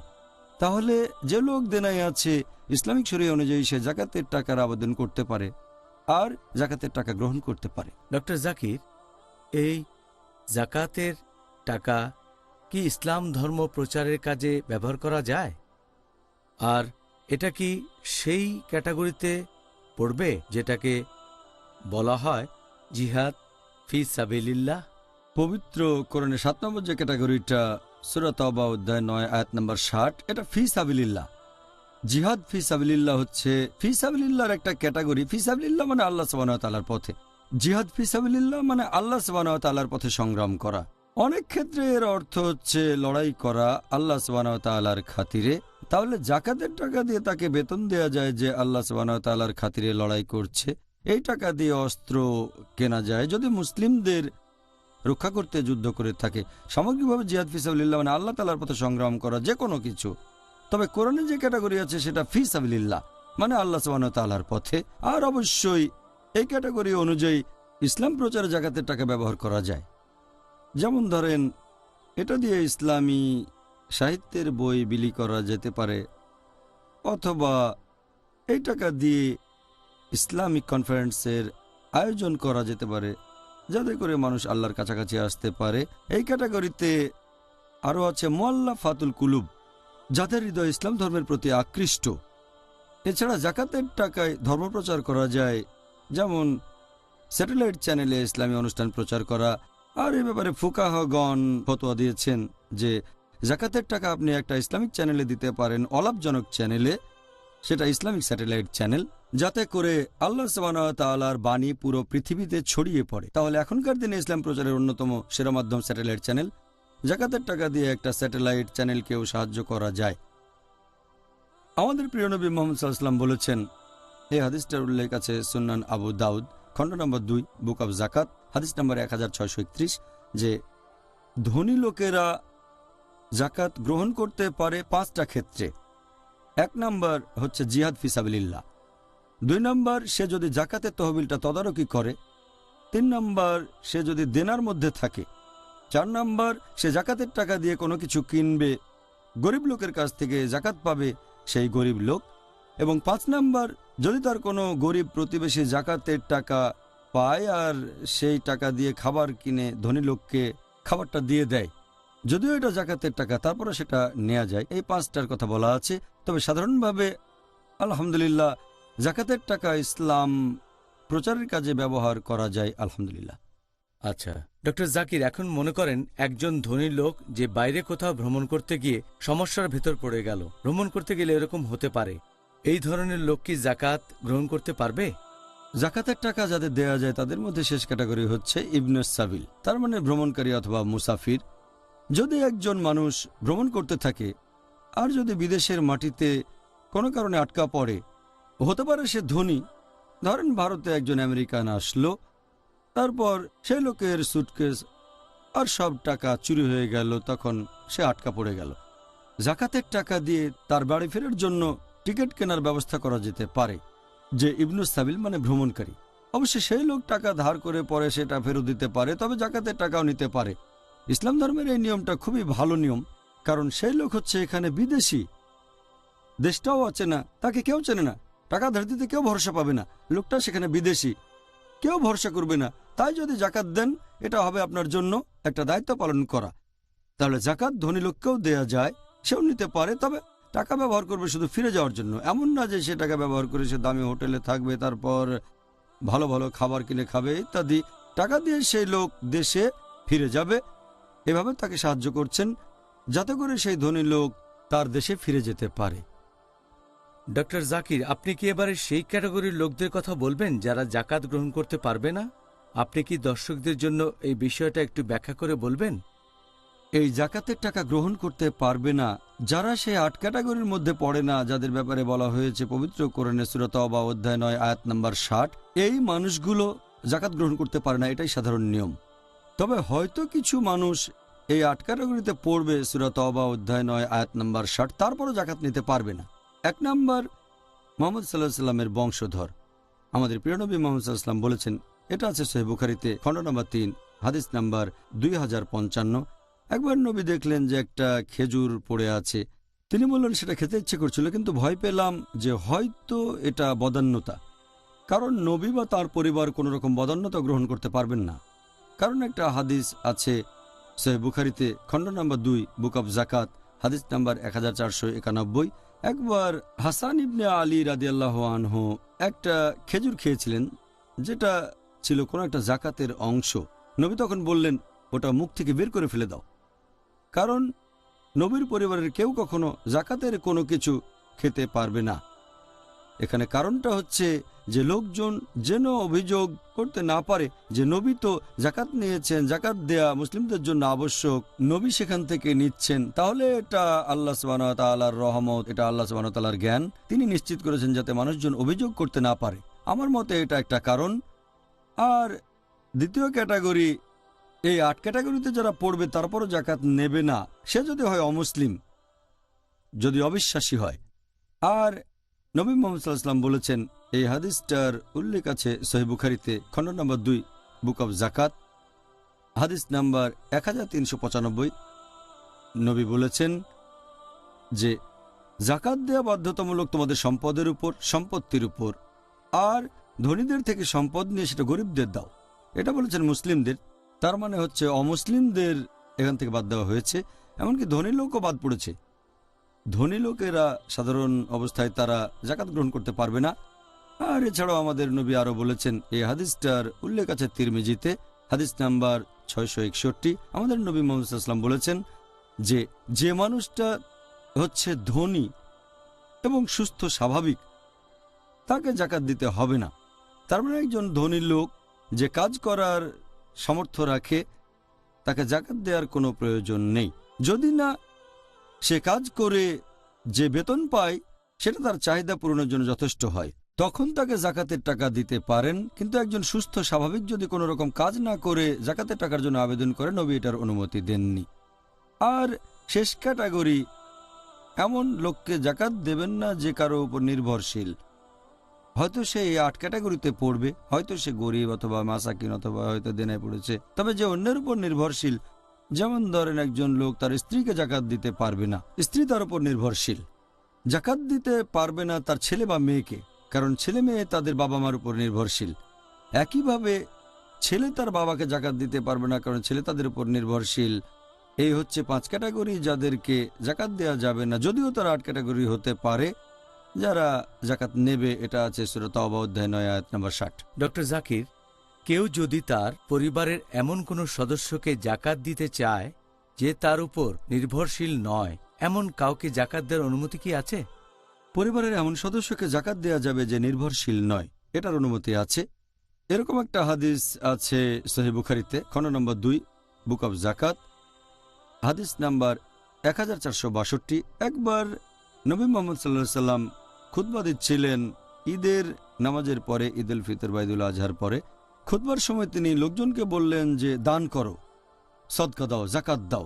তারপর তিনি মহিলাদের উদ্দেশ্যে বললেন দান করো, জাকাত দাও। তিনি বাসায় আসলেন। সে সময় একজন মহিলা যার নাম জয়নাব রাদিয়াল্লাহু আনহা, তিনি নবীর বাসায় এসে তাকে জিজ্ঞেস করলেন, আমি কি আসতে পারি? তুমি কে? তিনি বললেন, আমি জয়নাব। কোন জয়নাব? আমার স্বামীর নাম হচ্ছে ইবনে মাসুদ রাদিয়াল্লাহু আনহু। নবী বললেন, হ্যাঁ, ভেতরে আসতে পারো। তখন জয়নাব বললেন, আপনি জাকাত দিতে বলেছেন, আমিও জাকাত দেওয়ার ব্যাপারে আগ্রহী, এজন্য সোনার অলংকার দেব। তবে আমার স্বামী ইবনে মাসুদ রাদিয়াল্লাহু আনহু তিনি বলেছেন, এখানে সবচেয়ে বড় দাবি হচ্ছে তোমার স্বামী এবং সন্তানের। নবী তখন বললেন, সে ঠিক বলেছে, তোমার জাকাতে সবচেয়ে বেশি অধিকার তোমার স্বামী এবং সন্তানের, তাদেরকে জাকাত দেয় সবচেয়ে ভালো। এতে প্রমাণ হয় জাকাত দিতে পারবেন পরিবারের ওই সদস্যদের যারা নির্ভরশীল নয়। এছাড়াও আরেকটা হাদিস উল্লেখ আছে তিরমিজিতে, হাদিস নাম্বার 2583, যে গরিব লোককে জাকাত দেয়া এটা শুধুই বদান্যতা, তবে ঘনিষ্ঠ কাউকে জাকাত দেয়া মানে সুসম্পর্ক তৈরি করা। তাহলে একজন লোক তার স্ত্রীকে জাকাত দেবে না, কারণ স্ত্রী এখানে নির্ভরশীল। তবে স্ত্রী চাইলে স্বামীকে জাকাত দিতে পারবে। একইভাবে ছেলে তার মাকে জাকাত দিতে পারে না, কিন্তু মা চাইলে ছেলেকে জাকাত দিতে পারবে, কারণ ছেলে মায়ের উপর নির্ভরশীল নয়। পরিবারের লোকজন সাধারণত টাকার জন্য বাবার উপর নির্ভরশীল। একইভাবে বোন চাইলে তার ভাইকে জাকাত দিতে পারে। আর এখানে যেসব আত্মীয় স্বজন নির্ভরশীল না, তাদেরকে এই 8 ক্যাটাগরির যে কোনো একটাই পড়তে হবে, তাহলে তাদেরকে জাকাত দেওয়া যেতে পারে, পরিবারের মধ্যে যারা নির্ভরশীল নয়। জাজাকাল্লাহ খায়ের, অনেক ধন্যবাদ ডক্টর জাকির নায়েক। আপনি আজকে জাকাতের উপর অনেকগুলো প্রশ্নের উত্তর দিলেন। আশা করি আমাদের পিস টিভির দর্শকরা এতে দারুণভাবে উপকৃত হবেন। আপনার এই প্রশ্নটার উত্তরে বিশেষজ্ঞগণের কোনো মতভেদ নেই যে জাকাত প্রতি বছর দিতে হবে নাকি জীবনে একবার দিলেই সেটা চলবে। গত 1400 বছরে সেই সাহাবীগণদের সময় থেকে শুরু করে তারপর এখন পর্যন্ত কোনো বিশেষজ্ঞ বা কোনো আলেম বলেননি যে জাকাত জীবনে মাত্র একবার দিলেই আর কখনো দেওয়া লাগবে না। কোরআন পড়ে দেখবেন, হাদিস পড়ে দেখবেন, নবী সাল্লাল্লাহু আলাইহি সাল্লামের হাদিস কোনো হাদিসে পাবেন না, কোরআনের কোনো আয়াতও পাবেন না। আর কোনো বিশেষজ্ঞ কখনো বলেননি যে জাকাত মাত্র একবার দিতে হবে। অন্যান্য বিষয়গুলো তো মতভেদ আছে। এটা মাত্র কয়েক বছর আগের কথা। এই বিষয়টা নিয়ে আলোচনা করা হয়েছিল, আর সে সময় আমি ছিলাম চেন্নাইতে। এই প্রশ্নটাই আমাকে করা হয়েছিল। এই প্রশ্নটার উৎপত্তি চেন্নাইতে, সেটা দাক্ষিণাত্যে। সেখানে একজন স্থানীয় লোক এই প্রশ্নটা করেছিল। হাদিসে এরকম অসংখ্য উদাহরণ দেওয়া আছে যে জাকাত প্রতি বছর একবার দিতে হবে। এ ব্যাপারে কোনো রকম মতভেদ নেই। জানি না এই ইস্যুটা তারপরে কিভাবে আসে। যদি আপনি নবী সাল্লাল্লাহু আলাইহি সাল্লামের হাদিস পড়েন, এটার উল্লেখ আছে সুনান আবু দাউদ খণ্ড নম্বর 2, বুক অব জাকাত, হাদিস নাম্বার 1568। আমাদের নবী মুহাম্মদ সাল্লাল্লাহু আলাইহি সাল্লাম বলেছেন, যদি তোমার 200 দিরহাম থাকে, এই সম্পদ যদি 1 বছর সঞ্চিত থাকে, তাহলে 5 দিরহাম জাকাত দেবে। তার মানে 2.5%, 40 ভাগের 1 ভাগ। কারো যদি 20 দিনারের কম সঞ্চয় থাকে, তাকে জাকাত দিতে হবে না। এখানে বলা হয়েছে আপনাকে জাকাত দিতে হবে যদি সেই সম্পদ পুরো 1 বছর আপনার কাছে থাকে। এখানে বলা হয়নি যে জীবনে একবার দিতে হবে। আমরা বুঝতেই পারছি 2 বছর সঞ্চিত থাকলে 2 বার দেবেন, 3 বছর থাকলে 3 বার দিতে হবে। সবাই বুঝতে পারছে। যদি কেউ বলে জীবনে একবার দিতে হবে, তাহলে কোরআন এবং হাদিস থেকে সেটা স্পষ্টভাবে প্রমাণ করতে হবে। অনেকগুলো হাদিসে এই ব্যাপারটা পরিষ্কার করে বলেছে। এই হাদিসটা আছে সুনান আবু দাউদে খণ্ড নম্বর 2, বুক অব জাকাত, হাদিস নম্বর 1577। আমাদের নবী মুহাম্মদ সাল্লাল্লাহু আলাইহি ওয়াসাল্লাম বলেছেন যে যদি কেউ 3টা জিনিস মেনে চলে, তাহলে ধর্ম পালন হবে, শুধু আল্লাহর ইবাদত করবে। সে বলবে আল্লাহ সুবহানাহু ওয়া তাআলা ব্যতীত অন্য কোনো উপাস্য নেই, আর সে প্রতি বছর তার সঞ্চিত সম্পদের জাকাত দান করবে। তাহলে এখানে পরিষ্কারভাবে বলা হয়েছে প্রতি বছর একবার। তার মানে জাকাত প্রতি বছর দিতে হবে। তাই এ ব্যাপারে কোনো সন্দেহ থাকতে পারে না। এগুলো সব সহিহ হাদিস। এছাড়াও আরও কিছু রেফারেন্স দিয়ে এই দাবিটা ভুল প্রমাণ করা যায় যে জীবনে মাত্র একবার জাকাত দেবেন। এই হাদিসটা উল্লেখ করা হয়েছে সহিহ বুখারীতে খণ্ড নম্বর 2 বুক অব জাকাত হাদিস নাম্বার 1402। অনেকে যুক্তি দেখায় যে গবাদি পশুর উপর জাকাত দেয়া লাগবে না ইত্যাদি ইত্যাদি। সহিহ বুখারী এই হাদিসটা খণ্ড 2 বুক অব জাকাত হাদিস নাম্বার 1402। নবী মুহাম্মদ সাল্লাল্লাহু আলাইহি সাল্লাম বলেছেন যে পশু পাখি, গবাদি পশু, উট, তারা রোজ কিয়ামতের দিন আবার জীবিত হবে পৃথিবীতে তারা যতখানি সুস্থ সবল ছিল সে অবস্থাতেই। তারা তখন তাদের মালিকের কাছে যাবে। তাদের মধ্যে যারা জাকাত দেয়নি তাদেরকে উটগুলো পা দিয়ে মারাবে। হাদিসটা আরও বলছে ভেড়াগুলো পৃথিবীতে যেমন সুস্থ সবল ছিল সে অবস্থাতেই থাকবে, আর যদি মালিক জাকাত না দেয় তারা শিং দিয়ে গুঁতো দেবে আর তাদেরকে খুর দিয়ে মারাবে। তার মানে গবাদি পশুর উপরেও জাকাত দিতে হবে। এছাড়াও একটা হাদিসে হযরত আবু বকর রাদিয়াল্লাহু আনহু বলেছেন, এটা আছে সহিহ বুখারী খণ্ড নম্বর 2 বুক অব জাকাত 1399 এবং 1400 নম্বর হাদিস। সে সময় কিছু আরব তারা জাকাত দিতে চায় না, সেজন্য বিদ্রোহ করল। হযরত আবু বকর রাদিয়াল্লাহু আনহু বললেন তিনি এই লোকগুলোর বিরুদ্ধে যুদ্ধ ঘোষণা করবেন। হযরত ওমর রাদিয়াল্লাহু আনহু বললেন যে আল্লাহর রাসূল বলেছেন যারা আল্লাহ সুবহানাহু ওয়া তাআলার ইবাদত করে অন্য কারো ইবাদত করে না, আর যারা বলে লা ইলাহা ইল্লাল্লাহ মুহাম্মাদুর রাসূলুল্লাহ, তাদের বিরুদ্ধে যুদ্ধ ঘোষণা করবে না। হযরত আবু বকর রাদিয়াল্লাহু আনহু বললেন যদি কেউ আইন ভাঙে তার বিরুদ্ধে যুদ্ধ ঘোষণা করব। যদি কেউ আপত্তি করে সালাত এবং জাকাত নিয়ে, এই দুটোই ফরজ, তিনি তাদের বিরুদ্ধে যুদ্ধ ঘোষণা করবেন। আল্লাহর নামে বলছি, তিনি বললেন যে যদি কেউ নবী সাল্লাল্লাহু আলাইহি সাল্লামের সময় জাকাত দিয়ে থাকে আর এখন দিতে অস্বীকার করে অথবা সে জাকাত না দেয় যেটা নবীর সময় দিয়েছে, তার বিরুদ্ধে যুদ্ধ ঘোষণা করব। তার মানে হলো এই, যদিও তারা জাকাত দিয়েছে গত বছরে, এবছরও দিতে হবে। আর যদি জাকাত না দেয় হযরত আবু বকর রাদিয়াল্লাহু আনহু তাদের বিরুদ্ধে যুদ্ধ ঘোষণা করবেন। আর হযরত ওমর রাদিয়াল্লাহু আনহু বললেন যে আল্লাহ সুবহানাহু ওয়া তাআলা আবু বকরের হৃদয়কে প্রসারিত করেছেন, তিনি যা বলেছেন তা ঠিক। তার মানে জাকাত দিতে হবে প্রতি বছর। আর এছাড়াও অনেক হাদিস বলছে জাকাত কিভাবে সংগ্রহ করতে হবে। একটা হাদিস, এটা আছে সহিহ বুখারীতে খণ্ড নম্বর 2 বুক অব জাকাত 1454 নম্বর হাদিস। হযরত আবু বকর রাদিয়াল্লাহু আনহু একজন লোককে নিয়োগ দিলেন জাকাত আদায়ের জন্য। সে লোকটা বলল যে আল্লাহর রাসূল বলেছেন যে জাকাত দেওয়ার নিয়মটা কি। সে লোকটা বলতে লাগলো যদি কারো ঘরে 5টা উট থাকে তাহলে একটা ভেড়া জাকাত দিতে হবে। তারপর গবাদি পশুর সংখ্যা বাড়লে জাকাতের পরিমাণও বাড়তে থাকবে। আবার 40টা ভেড়া, যদি কারো থাকে 40টা ভেড়া তাহলে সে একটা ভেড়া জাকাত দেবে। 40টা ভেড়া থেকে 120টা পর্যন্ত জাকাত হলো একটা ভেড়া। যদি ভেড়ার সংখ্যা হয় 120 থেকে 200-র মধ্যে তাহলে 2টো ভেড়া জাকাত দিতে হবে। যদি 200 থেকে 300টা ভেড়া থাকে তাহলে 3টা ভেড়া দিতে হবে। এরপর প্রতি 100টা ভেড়ার জন্য একটা ভেড়া জাকাত দিতে হবে। এখন এই লোক যখন জাকাত আদায় করতে যেত সে তখন গবাদি পশুর কাছে গিয়ে পশুগুলোর মাথা গুনে দেখত যে কতগুলো নতুন পশু হয়েছে, কতগুলো নতুন বাচ্চা দিয়েছে, এভাবে সব গবাদি পশু গুনে দেখত তারা। তার মানে সেই গবাদি পশুর উপরেও জাকাত দেওয়া হতো যেটা আগের বছর দেওয়া হয়েছে। এভাবে বলা হয়নি যে গত বছর ওটার উপর জাকাত দিয়েছ, এবার ওটা গুনবো না, শুধু যেগুলো নতুন সেগুলো গুনে দেখব, আর নতুন যেসব বাচ্চা হয়েছে সেগুলো। অথবা তারা 1 বছর বয়সের ভেড়া ছাগল বের করে গুনে দেখত না, সব গবাদি পশু গুনত। এতে প্রমাণিত হয় যে জাকাত প্রতি বছরই দিতে হবে। আর জাকাত দেবেন সেই সম্পদের উপর যেটা পুরো 1 বছর আপনার কাছে সঞ্চিত হিসেবে ছিল। সঞ্চয় নিসাব লেভেলের উপরে হলে জাকাত দেবেন প্রতি বছর। আর এই আইডিয়াটা যে জাকাত জীবনে মাত্র একবার দেবেন, এটা নতুন আইডিয়া, আগে কেউই কখনো শোনেনি।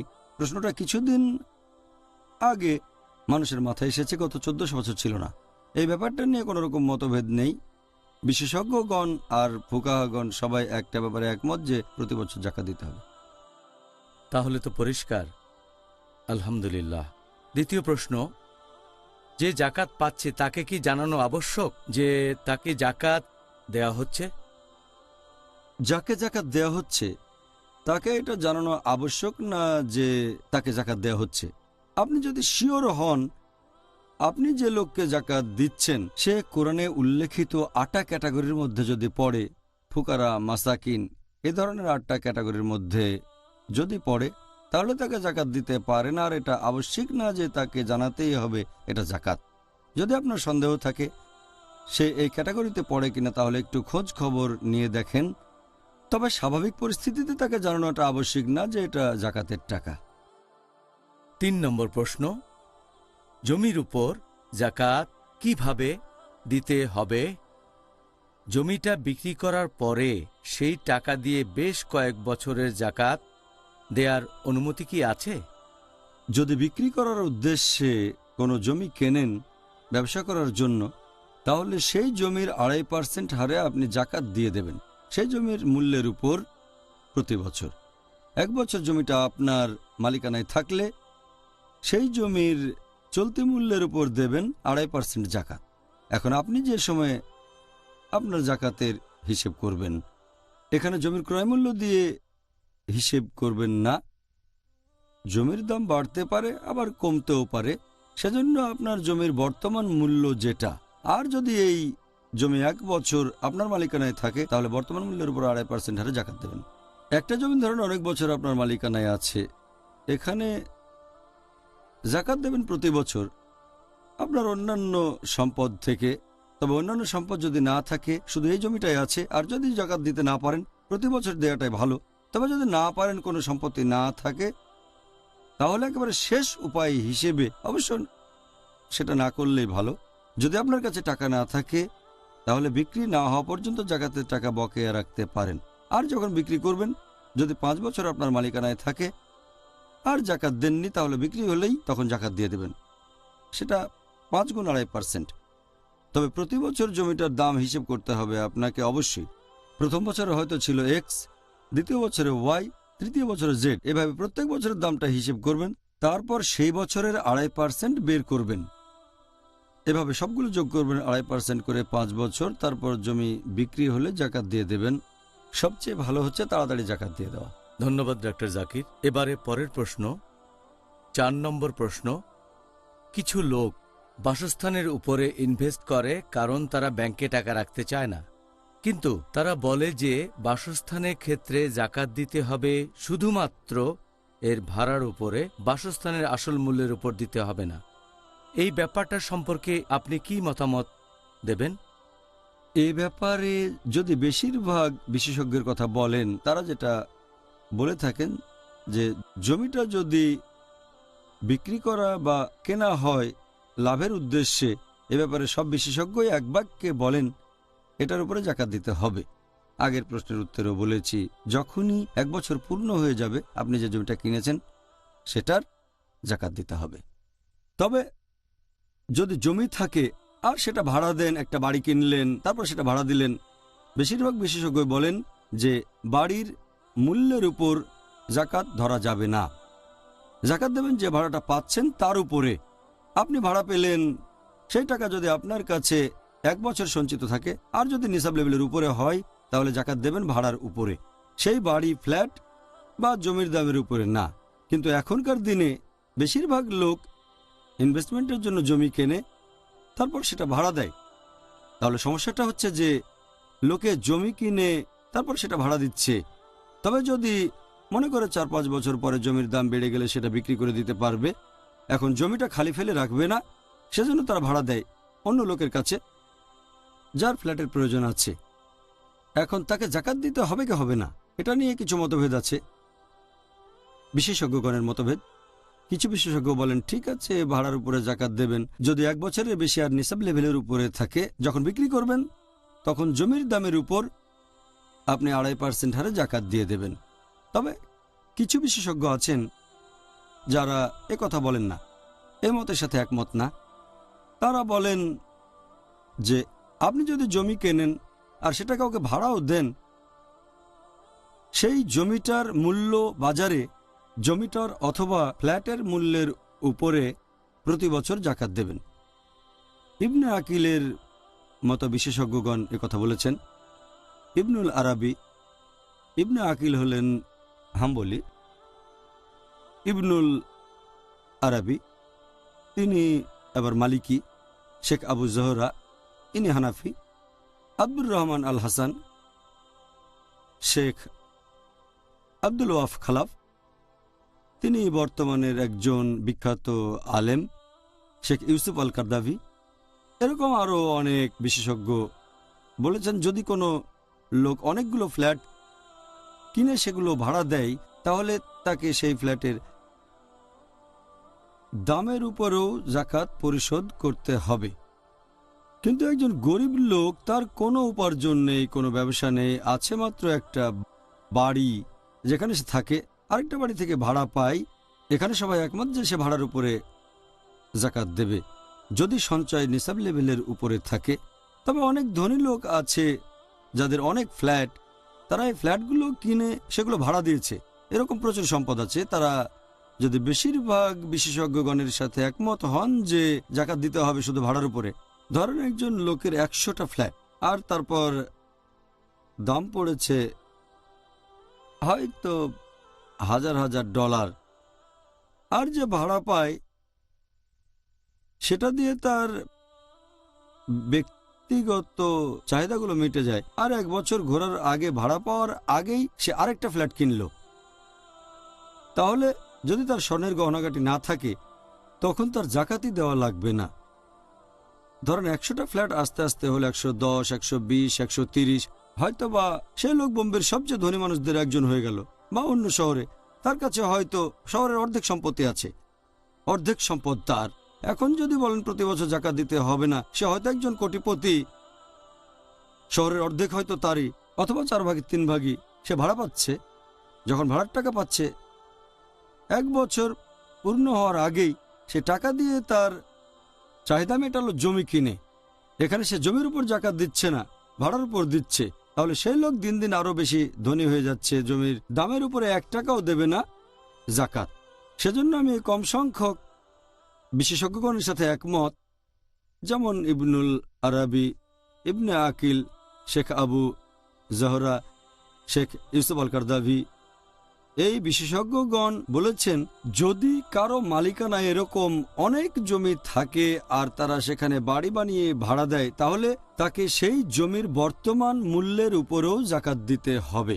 বাজারে সেই জমিটার অথবা সেই বাড়িটার বর্তমানে যে দাম তার 2.5% প্রতি হিজরি সালে জাকাত হিসেবে দিয়ে দিতে হবে। আমি এই বিশেষজ্ঞগণের সাথে একমত। আর যদি নাও হয়, যদি জাকাত হিসেবে টাকা বেশি দিয়ে ফেলেন আল্লাহ আপনাকে প্রশ্ন করবেন না, অবশ্যই সেজন্য আপনি পুরস্কার পাবেন। যদি সাদকা দেন সেজন্য সওয়াব পাবেন। তাই যখনই মনে সন্দেহ আসবে দূর করার চেষ্টা করবেন, সেই দিকে যাওয়ার চেষ্টা করবেন যেখানে সওয়াব বেশি পাওয়া যায়, কারণ জাকাতের পরিমাণটা কম, কিন্তু যদি বেশি দিয়ে দেন আল্লাহ খুশি হবেন। লজিক্যাল বলে মনে হচ্ছে। প্রশ্ন 5, অনেক ধনী মুসলিম আছে যারা বিশাল বাড়ি তৈরি করে যেটা তাদের প্রয়োজনের চাইতে অনেক বেশি।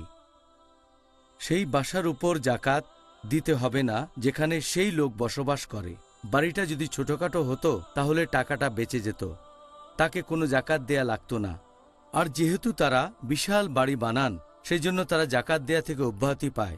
আপনি কি বলবেন? এখানেও এ ব্যাপারেও বিশেষজ্ঞগণের মতভেদ আছে। সাধারণ নিয়মটা হচ্ছে মৌলিক চাহিদাটা কি, সেটা হচ্ছে একটা বাসস্থান। সেই বাসস্থানে আপনি আশ্রয় পাবেন, থাকবেন নিরাপদে গরম ঠান্ডা বৃষ্টি থেকে, এগুলোই মৌলিক চাহিদা। আর আপনি যে বাসায় থাকবেন সেটার উপর জাকাত দিতে হবে না, এটা নিয়ে কোনো মতভেদ নেই। তবে পরিস্থিতি যদি এরকম হয়ে যায় যে কেউ বানিয়েছে একটা প্রাসাদ, তার স্ত্রী আর 3-4 জন ছেলে মেয়ের জন্য লাগবে 2টা রুম, 3টা রুম, 4টা রুম, 6 রুম, কতগুলো, কিন্তু যদি থাকে প্রাসাদ যেটার সমান হয়তো 10টা সাধারণ বাড়ি, সেটার উপরে তাকে কি জাকাত দিতে হবে? এখানেও বেশিরভাগ বিশেষজ্ঞ তারা বলেন যে আপনি যে বাড়িতে থাকবেন সেটার উপরে জাকাত দিতে হবে না। তবে এটা পড়বে আরেকটা ক্যাটাগরিতে যার নাম ইসরাফ।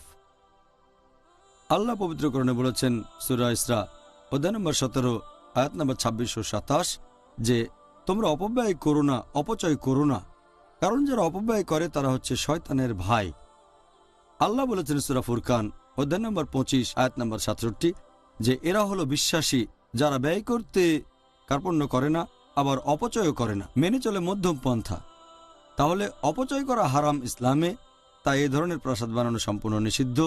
কেউ বলে হারাম, কেউ বলে মাকরু, সেটা যাই হোক না কেন। তবে যেহেতু সেখানে থাকছেন তাই বেশিরভাগ বিশেষজ্ঞ বলেন জাকাত দিতে হবে না। কিন্তু এখানেও সেই বিশেষজ্ঞগণ ইবনে আকিল, ইবনুল আরাবি, শেখ আবু জহরা, শেখ আব্দুল ওয়াফ খালাফ, শেখ আব্দুর রহমান আল হাসান, শেখ ইউসুফ কারদাভি, এই বিশেষজ্ঞগণ বলেন যে কেউ যদি বানায় প্রাসাদ যেটা মৌলিক চাহিদার চেয়ে অনেক বেশি, চাহিদা মিটিয়েও অনেক বেশি, তাহলে এটা অতিরিক্ত সম্পদ।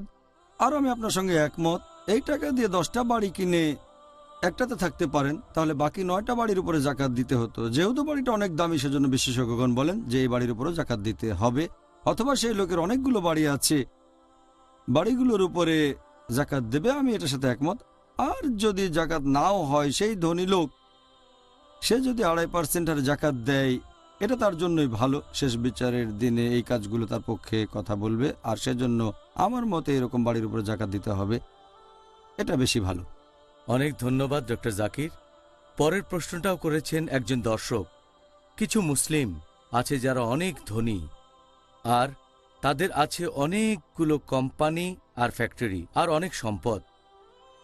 এখন তাদেরকে কি যাবতীয় সম্পদের উপর জাকাত দিতে হবে যেগুলোর তারা মালিক, নাকি শুধুমাত্র পণ্যদ্রব্যের উপর জাকাত দিতে হবে? এই ব্যাপারটা নিয়েও মতভেদ আছে। তবে সাধারণ নিয়মটা হচ্ছে আপনি আপনার ব্যবসার বিভিন্ন মালপত্রের উপর জাকাত দেবেন যেগুলো কেনাবেচা করবেন। তবে আপনার ব্যবসার জায়গাটার উপরে জাকাত দেবেন না। যাতায়াতের জন্য যানবাহন ব্যবহার করলে সেটার উপর জাকাত দিতে হবে না। এখানে শুধু ব্যবসায় ব্যবহৃত মালপত্রের উপর জাকাত দেবেন। তবে যদি এমন হয় যে কোনো মুসলিমের অনেক কোম্পানি আছে, অনেক ফ্যাক্টরি আছে, সে হয়তো লক্ষ লক্ষ ডলারের মালিক, সে কি শুধু মালপত্রের উপরে জাকাত দেবে নাকি সব সম্পদের উপর? এখানেও একদল বিশেষজ্ঞ বলেন যেহেতু সে অনেক ধনী আর কোম্পানি অনেক বড়, সাধারণত ধনী লোকজন যেটা করে তারা একটা কোম্পানি খোলে, সেখান থেকে যে লাভ করে সেটা ঘরের ভিতর রেখে দেয় না, লকারে রেখে দেয় না, অথবা স্বর্ণ কিনে রাখে না, আরেকটা ফ্যাক্টরি কিনে। এটা ইনভেস্টমেন্ট। তাহলে যার কয়েকটা ফ্যাক্টরি আছে, হয়তো সে মাসে লক্ষ লক্ষ ডলার আয় করে, ব্যবসা চালু করার 3-4 মাস পরে সে আরো একটা কোম্পানি বানালো, আর তার আয় তখন আরো বাড়লো, আরেকটা ফ্যাক্টরি বানালো। সে যদি শুধু মালপত্রের উপর জাকাত দিয়ে থাকে, তার সম্পদের তুলনায় এই মালপত্র খুবই সামান্য, কিন্তু সেই ফ্যাক্টরির দাম হবে হয়তো কয়েকশো কোটি ডলার। আমি এখানে সেই বিশেষজ্ঞগণের সাথে একমত যারা বলেন যদি কোনো লোকের অনেকগুলো ফ্যাক্টরি থাকে, তাকে জাকাত দিতে হবে পুরো সম্পত্তির উপরেই, ফ্যাক্টরি আর জমির উপরেও জাকাত দিতে হবে। আমাদের নবী মুহাম্মদ সাল্লাল্লাহু আলাইহি ওয়াসাল্লাম বলেছেন, এটা আছে সহিহ বুখারীতে, খণ্ড নম্বর 7, হাদিস নম্বর 5672। নবী বলেছেন যে কোনো লোক যেসব কাজে ব্যয় করে তার সবকিছুর জন্যই সে পুরস্কার পাবে, শুধুমাত্র বাড়ি বানানোতে যেটা ব্যয় করে সেটা বাদে। তাহলে বাড়িঘর বানানোর প্রতিদান পাবেন না। এছাড়াও আরেকটা হাদিস আছে সহিহ বুখারীতে, খণ্ড নম্বর 4, হাদিস নাম্বার 3185। আমাদের নবী মুহাম্মদ সাল্লাল্লাহু আলাইহি ওয়াসাল্লাম বলেছেন যে আমি আমার উম্মতদের দারিদ্র্য নিয়ে অতটা চিন্তিত নই যতটা চিন্তিত তাদের উন্নতি আর সমৃদ্ধি নিয়ে। কারণ আগেকার দিনে অনেক জাতি ধ্বংস হয়ে গেছে শুধুমাত্র বিলাসিতার জন্য। তারা প্রতিযোগিতা করত। আমি আমার উম্মতদের বিলাসিতা নিয়ে চিন্তিত যে তারা অন্যের প্রতিযোগিতা করবে, আর যেভাবে আগের জাতিগুলো ধ্বংস হয়েছে সেভাবে তারাও ধ্বংস হবে। নবী এইসব বিলাসিতার ব্যাপারে চিন্তিত ছিলেন যে এরকম বিশাল বিশাল প্রাসাদ বানাবেন, বড় বড় ফ্যাক্টরি বানাবেন। আর এখানে একটা উদাহরণ দিচ্ছি। ধরেন এরকম একটা ঘটনা যে কিছু শেয়ার কিনলেন স্টক মার্কেটে, হালাল স্টক, হালাল শেয়ার, যেটা হচ্ছে হালাল কোম্পানি। এখন বিশেষজ্ঞগণকে জিজ্ঞেস করেন এই শেয়ারের উপর কি জাকাত দিতে হবে? তারা বলবেন হ্যাঁ। শেয়ারটার যে মূল্য NAV, নেট অ্যাসেট ভ্যালু, সেটার উপর জাকাত দিতে হবে। যখন আপনি কোনো কোম্পানির শেয়ার কিনছেন, সেই শেয়ারের দামের মধ্যে কোম্পানির সব সম্পত্তি আছে, দামটা শুধু মালপত্রের না। তাহলে যখন শেয়ার কিনছেন স্টক মার্কেট থেকে একটা কোম্পানির, তখন সেই শেয়ারের পুরো দামের উপরে জাকাত দিচ্ছেন। যদি একটা কোম্পানি সম্পূর্ণভাবে একজন মালিকানায় থাকে তার মানে সে হলো কোম্পানির একমাত্র শেয়ার হোল্ডার। স্টক মার্কেটে যখন 1-2% শেয়ার কিনছেন, সেই 1-2%-এর পুরো জাকাত দিচ্ছেন। এটার মধ্যে আছে জমির দাম, সবকিছু। এখানে পুরো কোম্পানিটা তার, কিন্তু জাকাত দেবেন শুধু মালপত্রের। এভাবেই পার্থক্যটা দেখানো যেতে পারে। শেয়ারের ক্ষেত্রে পুরো সম্পদের উপর জাকাত দিচ্ছেন, একইভাবে কোম্পানির মালিক হলেও পুরো সম্পদের উপর জাকাত দেবেন। আর ইনশাল্লাহ এতে করে লোকের সম্পদ আরো বাড়বে, সওয়াবও বাড়বে ইনশাল্লাহ। সবচেয়ে ভালো যে আল্লাহ বলেছেন সূরা তাওবা অধ্যায় 9 আয়াত 34-35 যে তোমরা স্বর্ণরৌপ্য পুঞ্জীভূত করো না। অনেক লোকই আছে যারা স্বর্ণ আর রৌপ্য জমিয়ে রাখে আর তা থেকে আল্লাহ তাআলার পথে ব্যয় করে না, সেটার জাকাত দেয় না। তাদের ভয়ঙ্কর শাস্তির সংবাদ দাও। দোজখের আগুনে তাদের সেই সম্পদ উত্তপ্ত করা হবে, তারপর সেটা দিয়ে ছাপ দেওয়া হবে তাদের কপালে, শরীরের সামনে আর পেছনে। সেদিন তাদের বলা হবে তোমাদের পুঞ্জীভূত সম্পদের স্বাদ গ্রহণ করো। তাই আমি সেই বিশেষজ্ঞগণের সাথে একমত যারা বলেন যে কোনো প্রাসাদ থাকলে তার উপর জাকাত দিতে হবে, অনেক বাড়ি থাকলেও জাকাত দিতে হবে। যদি জমি কোথাও ভাড়া দেন তার উপরও জাকাত দিতে হবে। ফ্যাক্টরির উপর জাকাত দেবেন। তার ব্যাপারটা দেখেন, সেই লোক যদি আসলে অনেক ধনী হয়, অনেক টাকার মালিক, তার সব সম্পত্তিরই জাকাত দিতে হবে। আর আমি জানি মৌলিক চাহিদার উপর কোনো জাকাত দিতে হবে না, তবে এটা নিরাপদ আখিরাতের জন্য। এভাবে ফ্যাক্টরি এবং জমির উপরে জাকাত দিলে আখিরাতের জন্য ভালো, সে দোজখের আগুন থেকে দূরে থাকতে পারবে। আপনাকে অনেক ধন্যবাদ ডক্টর জাকির। একজন মহিলা, ধরেন তার কোনো সম্পদ নেই, শুধু কিছু অলংকার আছে। সেই অলংকারের উপর জাকাত দিতে হলে তার কিছু অলংকার কি বিক্রি করা উচিত?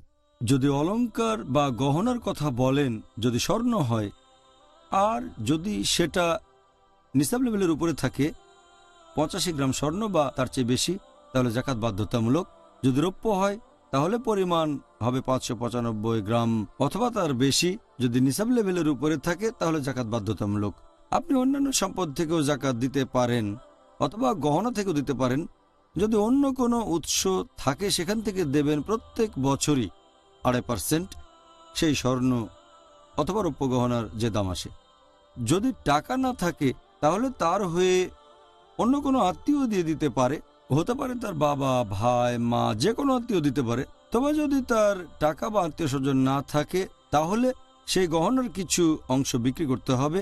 ধরেন সে তার গহনা থেকে 2.5% বিক্রি করে সেখান থেকে জাকাত দিল, এটা বাধ্যতামূলক অবশ্যই দিতে হবে প্রত্যেক বছর। আচ্ছা, ধন্যবাদ। এবারে পরের প্রশ্নটা হলো, যদি প্রতি বছর 2.5% জাকাত দেওয়া হয় সঞ্চয় বা অলংকারের উপর প্রত্যেক হিজরি বছরে, তাহলে 40 বছর পরে তার কোনো সম্পদই থাকবে না। প্রশ্নটা কি ঝামেলা করবে? অনেক মানুষই ভাবে এভাবে যদি 2.5% হারে জাকাত দেন, 2.5 গুণ 40 সেটা হয়ে যাবে 100%। প্রতি বছর যদি 2.5% জাকাত দেন তাহলে 40 বছর পরে আপনার কিছুই থাকবে না। আসলে এখানে যুক্তিটা বেশ দুর্বল, কারণ জাকাত দিবেন সেই সঞ্চয় থেকে যেটা পুরো 1 বছর আপনার কাছে। তাহলে যদি ধরেন কারো কাছে হয়তো 100 গ্রাম স্বর্ণ আছে, তাকে প্রথম বছর জাকাত দিতে হবে 2.5%, তার মানে 2.5 গ্রাম স্বর্ণ।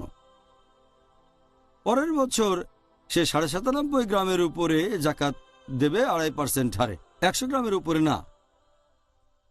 তখন সেটা 2.5 গ্রাম স্বর্ণ কম হবে। তাহলে এভাবে 40 বছরের বেশি পার হয়ে যাবে। তার সম্পদ কখনোই পুরোপুরি শেষ হবে না, কখনোই না।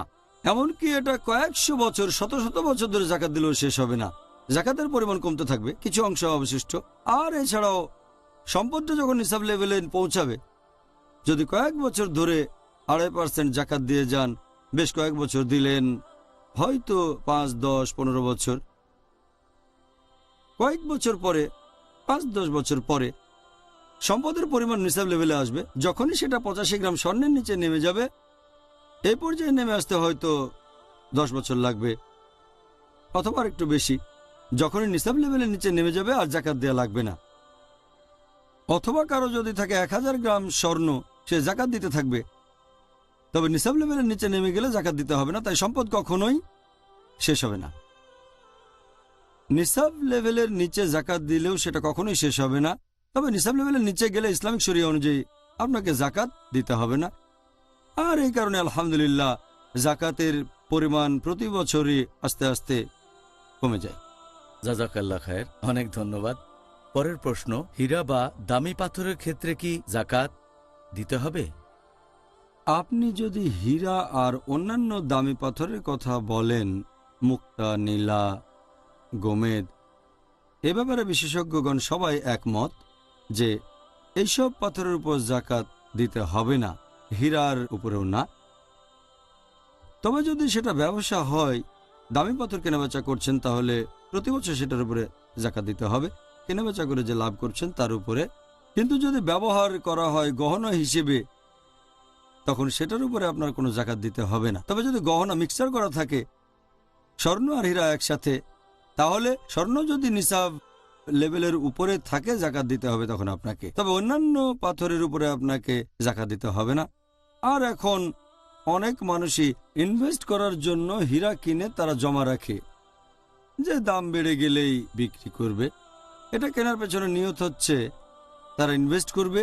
এ ব্যাপারে কিছু বিশেষজ্ঞ তারা বলেন যে যদি ইনভেস্ট করার নিয়ত থাকে আপনার, আর সেজন্য কিনে থাকেন, লাভ করার জন্য কেনেন, তাহলে সেই হীরার উপরে জাকাত দেবেন। তবে যদি সেটা ব্যক্তিগত কাজে বা গহনা বানাতে ব্যবহার করেন, সেই হীরা বা দামি পাথরের উপর জাকাত দিতে হবে না।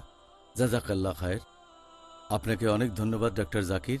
এবারে আমাদের পরের প্রশ্ন, এটাও করেছেন একজন দর্শক। বাণিজ্যিক পণ্যের ক্ষেত্রে কিভাবে জাকাত দিতে হবে? এটা কি দিতে হবে সেই পণ্যের ক্রয়মূল্যের উপর, নাকি জাকাত দেব পণ্যের বিক্রয় মূল্যের উপর? যদি কোনো মালপত্র কেনার কথা বলেন যেটা বিভিন্ন কাজে ব্যবহার হতে পারে, এখানে যে লোক সে মালপত্র কিনেছে সে তার দাম বের করবে, সেটা থেকে অবচয় বিয়োগ করে অবশিষ্ট জিনিসের জাকাত দেবে। সেখানে পরিমাণ যা আছে, জমি হলে দাম বাড়তে পারে আবার কমতেও পারে, যন্ত্রপাতি হলে অবচয় বাদ যাবে। তবে এখানে বলা হচ্ছে ব্যবসায়িক মালপত্রের কথা। একজন লোক বিক্রি করার উদ্দেশ্যে কিছু জিনিস কিনলো, এখন সে কি জাকাত দেবে কেনা দামের উপরে নাকি বিক্রি করা দামের হিসেব করে জাকাত দেবে? এখানে বিশেষজ্ঞগণের মতভেদ আছে। শেখ সালেহ আল মুনাজ্জিদের মতে তিনি বলেছেন যে বিক্রির উদ্দেশ্যে কোনো মালপত্র কিনলে, পাইকারি বিক্রেতা হলে আপনি বিক্রির টাকার উপর জাকাত দেবেন, তার মানে বিক্রির টাকা। খুচরা বিক্রেতা হলে খুচরা বিক্রির উপর হিসেব করে আপনার জাকাত দিতে হবে। যদি দুটোই করেন তার উপরে, তখন হিসেব করে জাকাত দেবেন। তবে কিছু বিশেষজ্ঞ বলেন যে খুচরা ব্যবসায়ী লাভের মার্জিন সাধারণত একটু বেশি থাকে। যদি বিভিন্ন বই কেনাবেচা করে থাকেন, তখন সেখান থেকে আপনি হয়তো লাভ করতে পারেন 40%, 50%, এমনকি 60%ও করতে পারেন।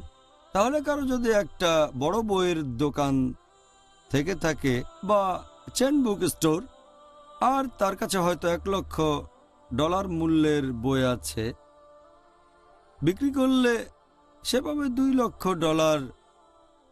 তার জন্য এই $2,00,000 উপর জাকাত দেয়া বেশি হয়ে যাবে। সেজন্য আমি সেই বিশেষজ্ঞগণের সাথে একমত যারা বলেন যে যেটা খরচ হয়েছে কেনার পরে সেটা আপনার কাছেই আছে, এখনো কোনো লাভ করেননি, তাহলে বইগুলোর জন্য আপনার যে খরচ হয়েছে, আপনি যে টাকায় বইগুলো কিনেছেন সেখানে হয়তো ডিসকাউন্টও পেয়েছেন, 50% ডিসকাউন্ট হলে যে দামে কিনেছেন তার উপর জাকাত দেবেন। তারপর বিক্রি করলে তখন আপনি লাভ করতে পারবেন। অনেক সময় বই বিক্রি হবে না, তখন কম দামে বিক্রি করবেন, হয়তো 40% ডিসকাউন্টে বিক্রি করবেন। মাঝে মধ্যে হয়তো লসে বিক্রি করে দিচ্ছেন, কিনেছেন 50% ডিসকাউন্টে, বিক্রি করলেন 60%-এ। আবার অনেক সময় কিছু বই দোকানে পড়েই থাকে, হয়তো 7 বা 8 বছর ধরে দোকানেই পড়ে আছে, আপনি এই বইটার উপরে 8 বছর জাকাত দিচ্ছেন, তারপর বইটা ডিসকাউন্টে বিক্রি করলেন। তাই আমি সেই বিশেষজ্ঞের সাথে একমত যারা বলেন যে জাকাত দেবেন তার উপরে যে টাকাটা আপনি খরচ করেছেন। তখন যদি খরচটা বেশি হয়ে যায়, যেমন ধরেন $100 দিয়ে কিছু জিনিস কিনলেন বা 100 টাকায় 50% ডিসকাউন্ট পেলেন, তাহলে আপনার খরচ হচ্ছে $50 বা 50 টাকা।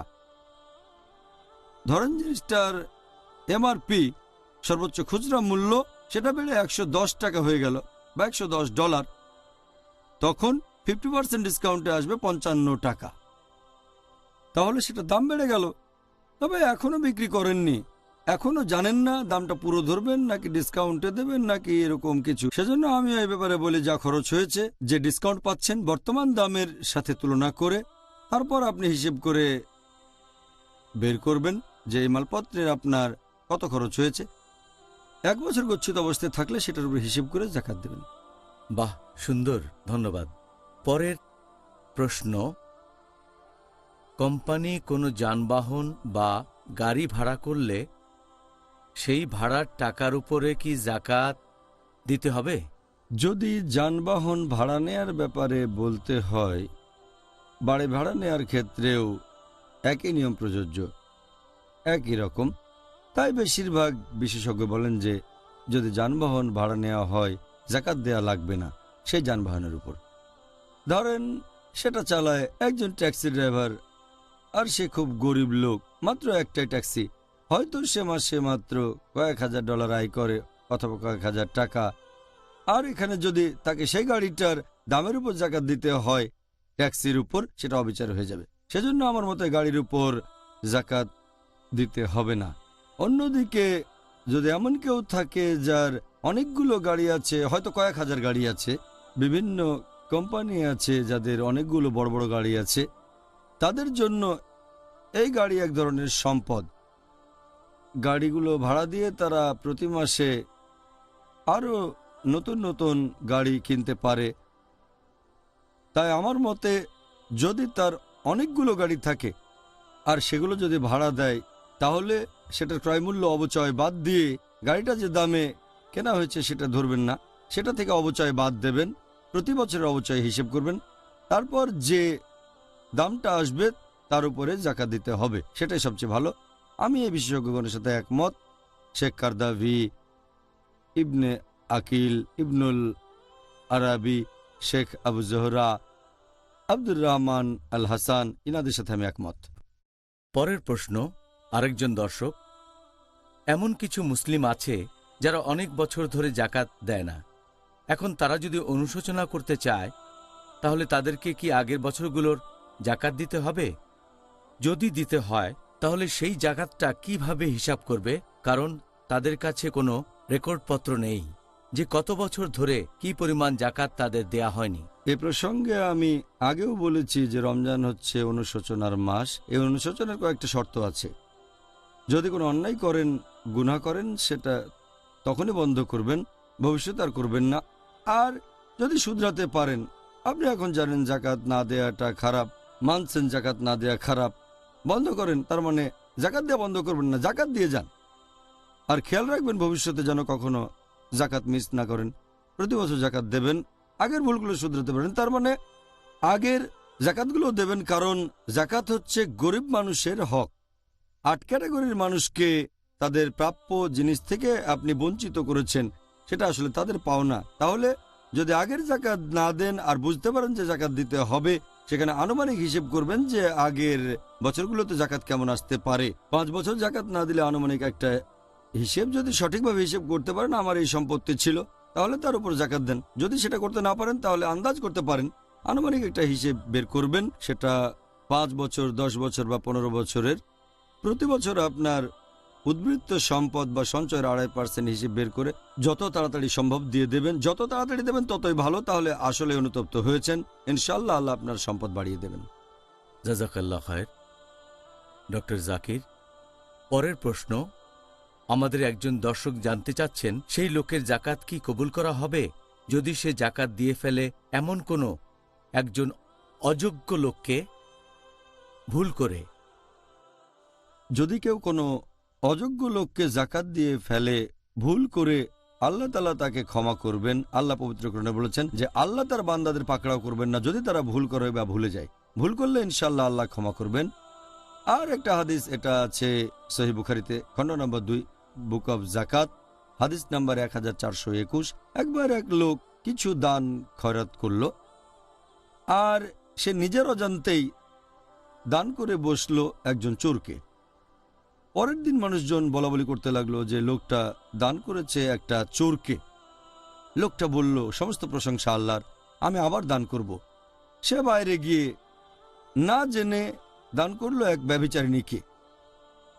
পরের দিন মানুষজন আবার বলা বলি করতে লাগলো, ও এবারে দান করেছে একজন ব্যভিচারিণীকে। লোকটা বলল, সমস্ত প্রশংসা আল্লাহর, আমি আবার দান করব। পরের দিন সেই লোক জাকাত দিতে গিয়ে ভুল করে দিল একজন ধনী লোককে। আবার মানুষজন বলতে লাগলো, ও এবারে দান করেছে ধনী লোককে, ও সমস্ত প্রশংসা আল্লাহর।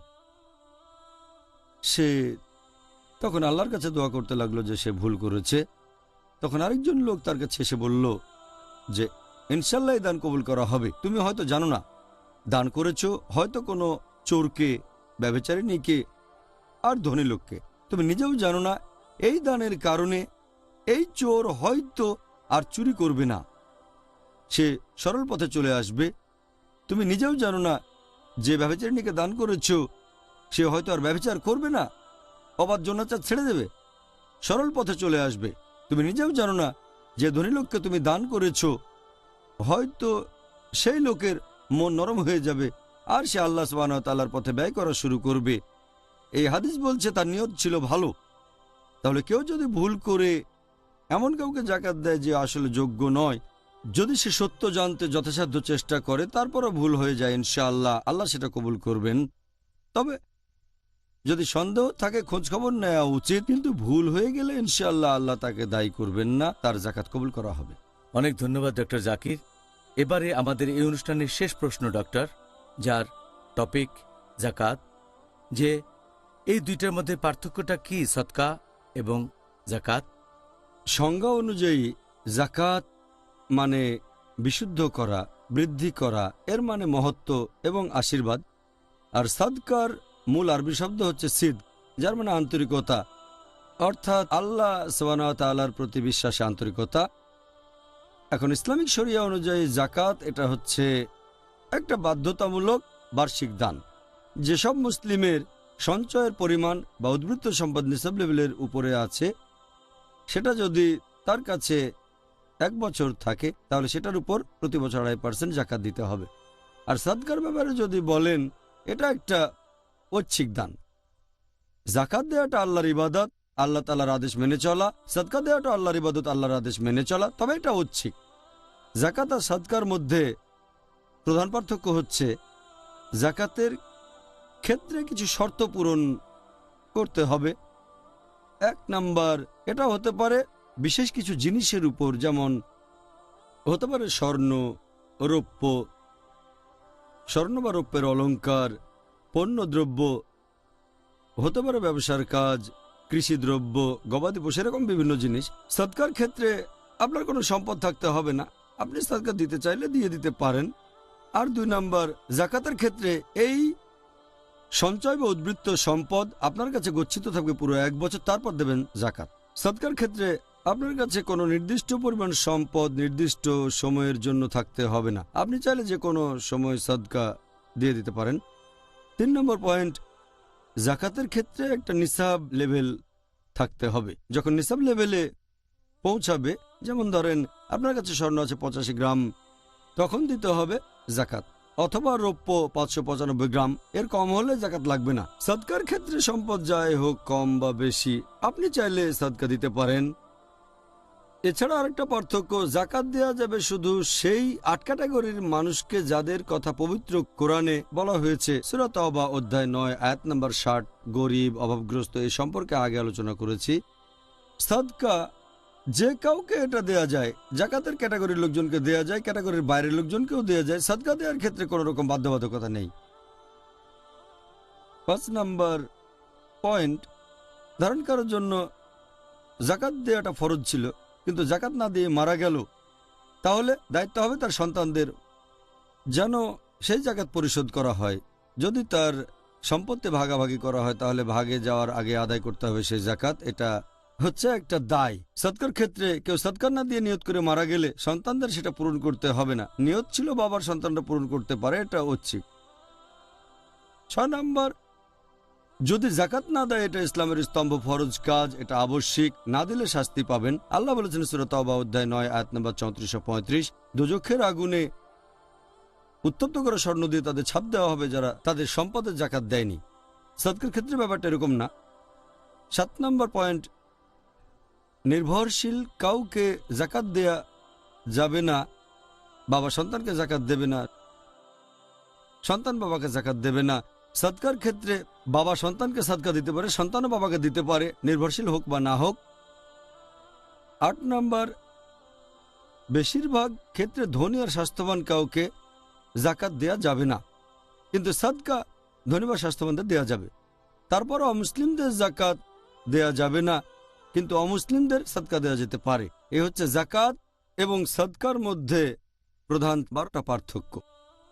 তাহলে আপনাকে অনেক ধন্যবাদ ডক্টর জাকির। আমাদের অনুষ্ঠান এখানেই শেষ। আমি আশা করছি আমাদের দর্শকরা খুব ভালোভাবেই বুঝতে পেরেছেন এই জাকাত জিনিসটা কি, কে জাকাত গ্রহণ করবে, আর এই জাকাতের পরিমাণ কিভাবে হিসাব করা হয় ইত্যাদি, যেগুলোর ভিত্তি হলো আমাদের নবী মুহাম্মদ সাল্লাল্লাহু আলাইহি সাল্লামের সহিহ হাদিস আর অবশ্যই আল্লাহ সুবহানাহু ওয়া তাআলা প্রেরিত আসমানি কিতাব পবিত্র কোরআন, যেটা এসেছে পুরো মানুষ জাতির জন্য। জাযাকাল্লাহ খায়ের। ওয়াইয়াকুম। ডক্টর জাকির, তাহলে ভাই ও বোনেরা, আমরা আমাদের এই অনুষ্ঠানের শেষ পর্যায়ে চলে এসেছি। আর আজকের অনুষ্ঠানে আমরা চেষ্টা করেছি আপনাদের পাঠানো গুরুত্বপূর্ণ সব প্রশ্নগুলো নিয়ে আলোচনা করতে, যেগুলো আপনারা পাঠিয়েছেন ইমেইলে এবং অন্যান্য বিভিন্ন পদ্ধতিতে, যেমন পোস্ট করার মাধ্যমে।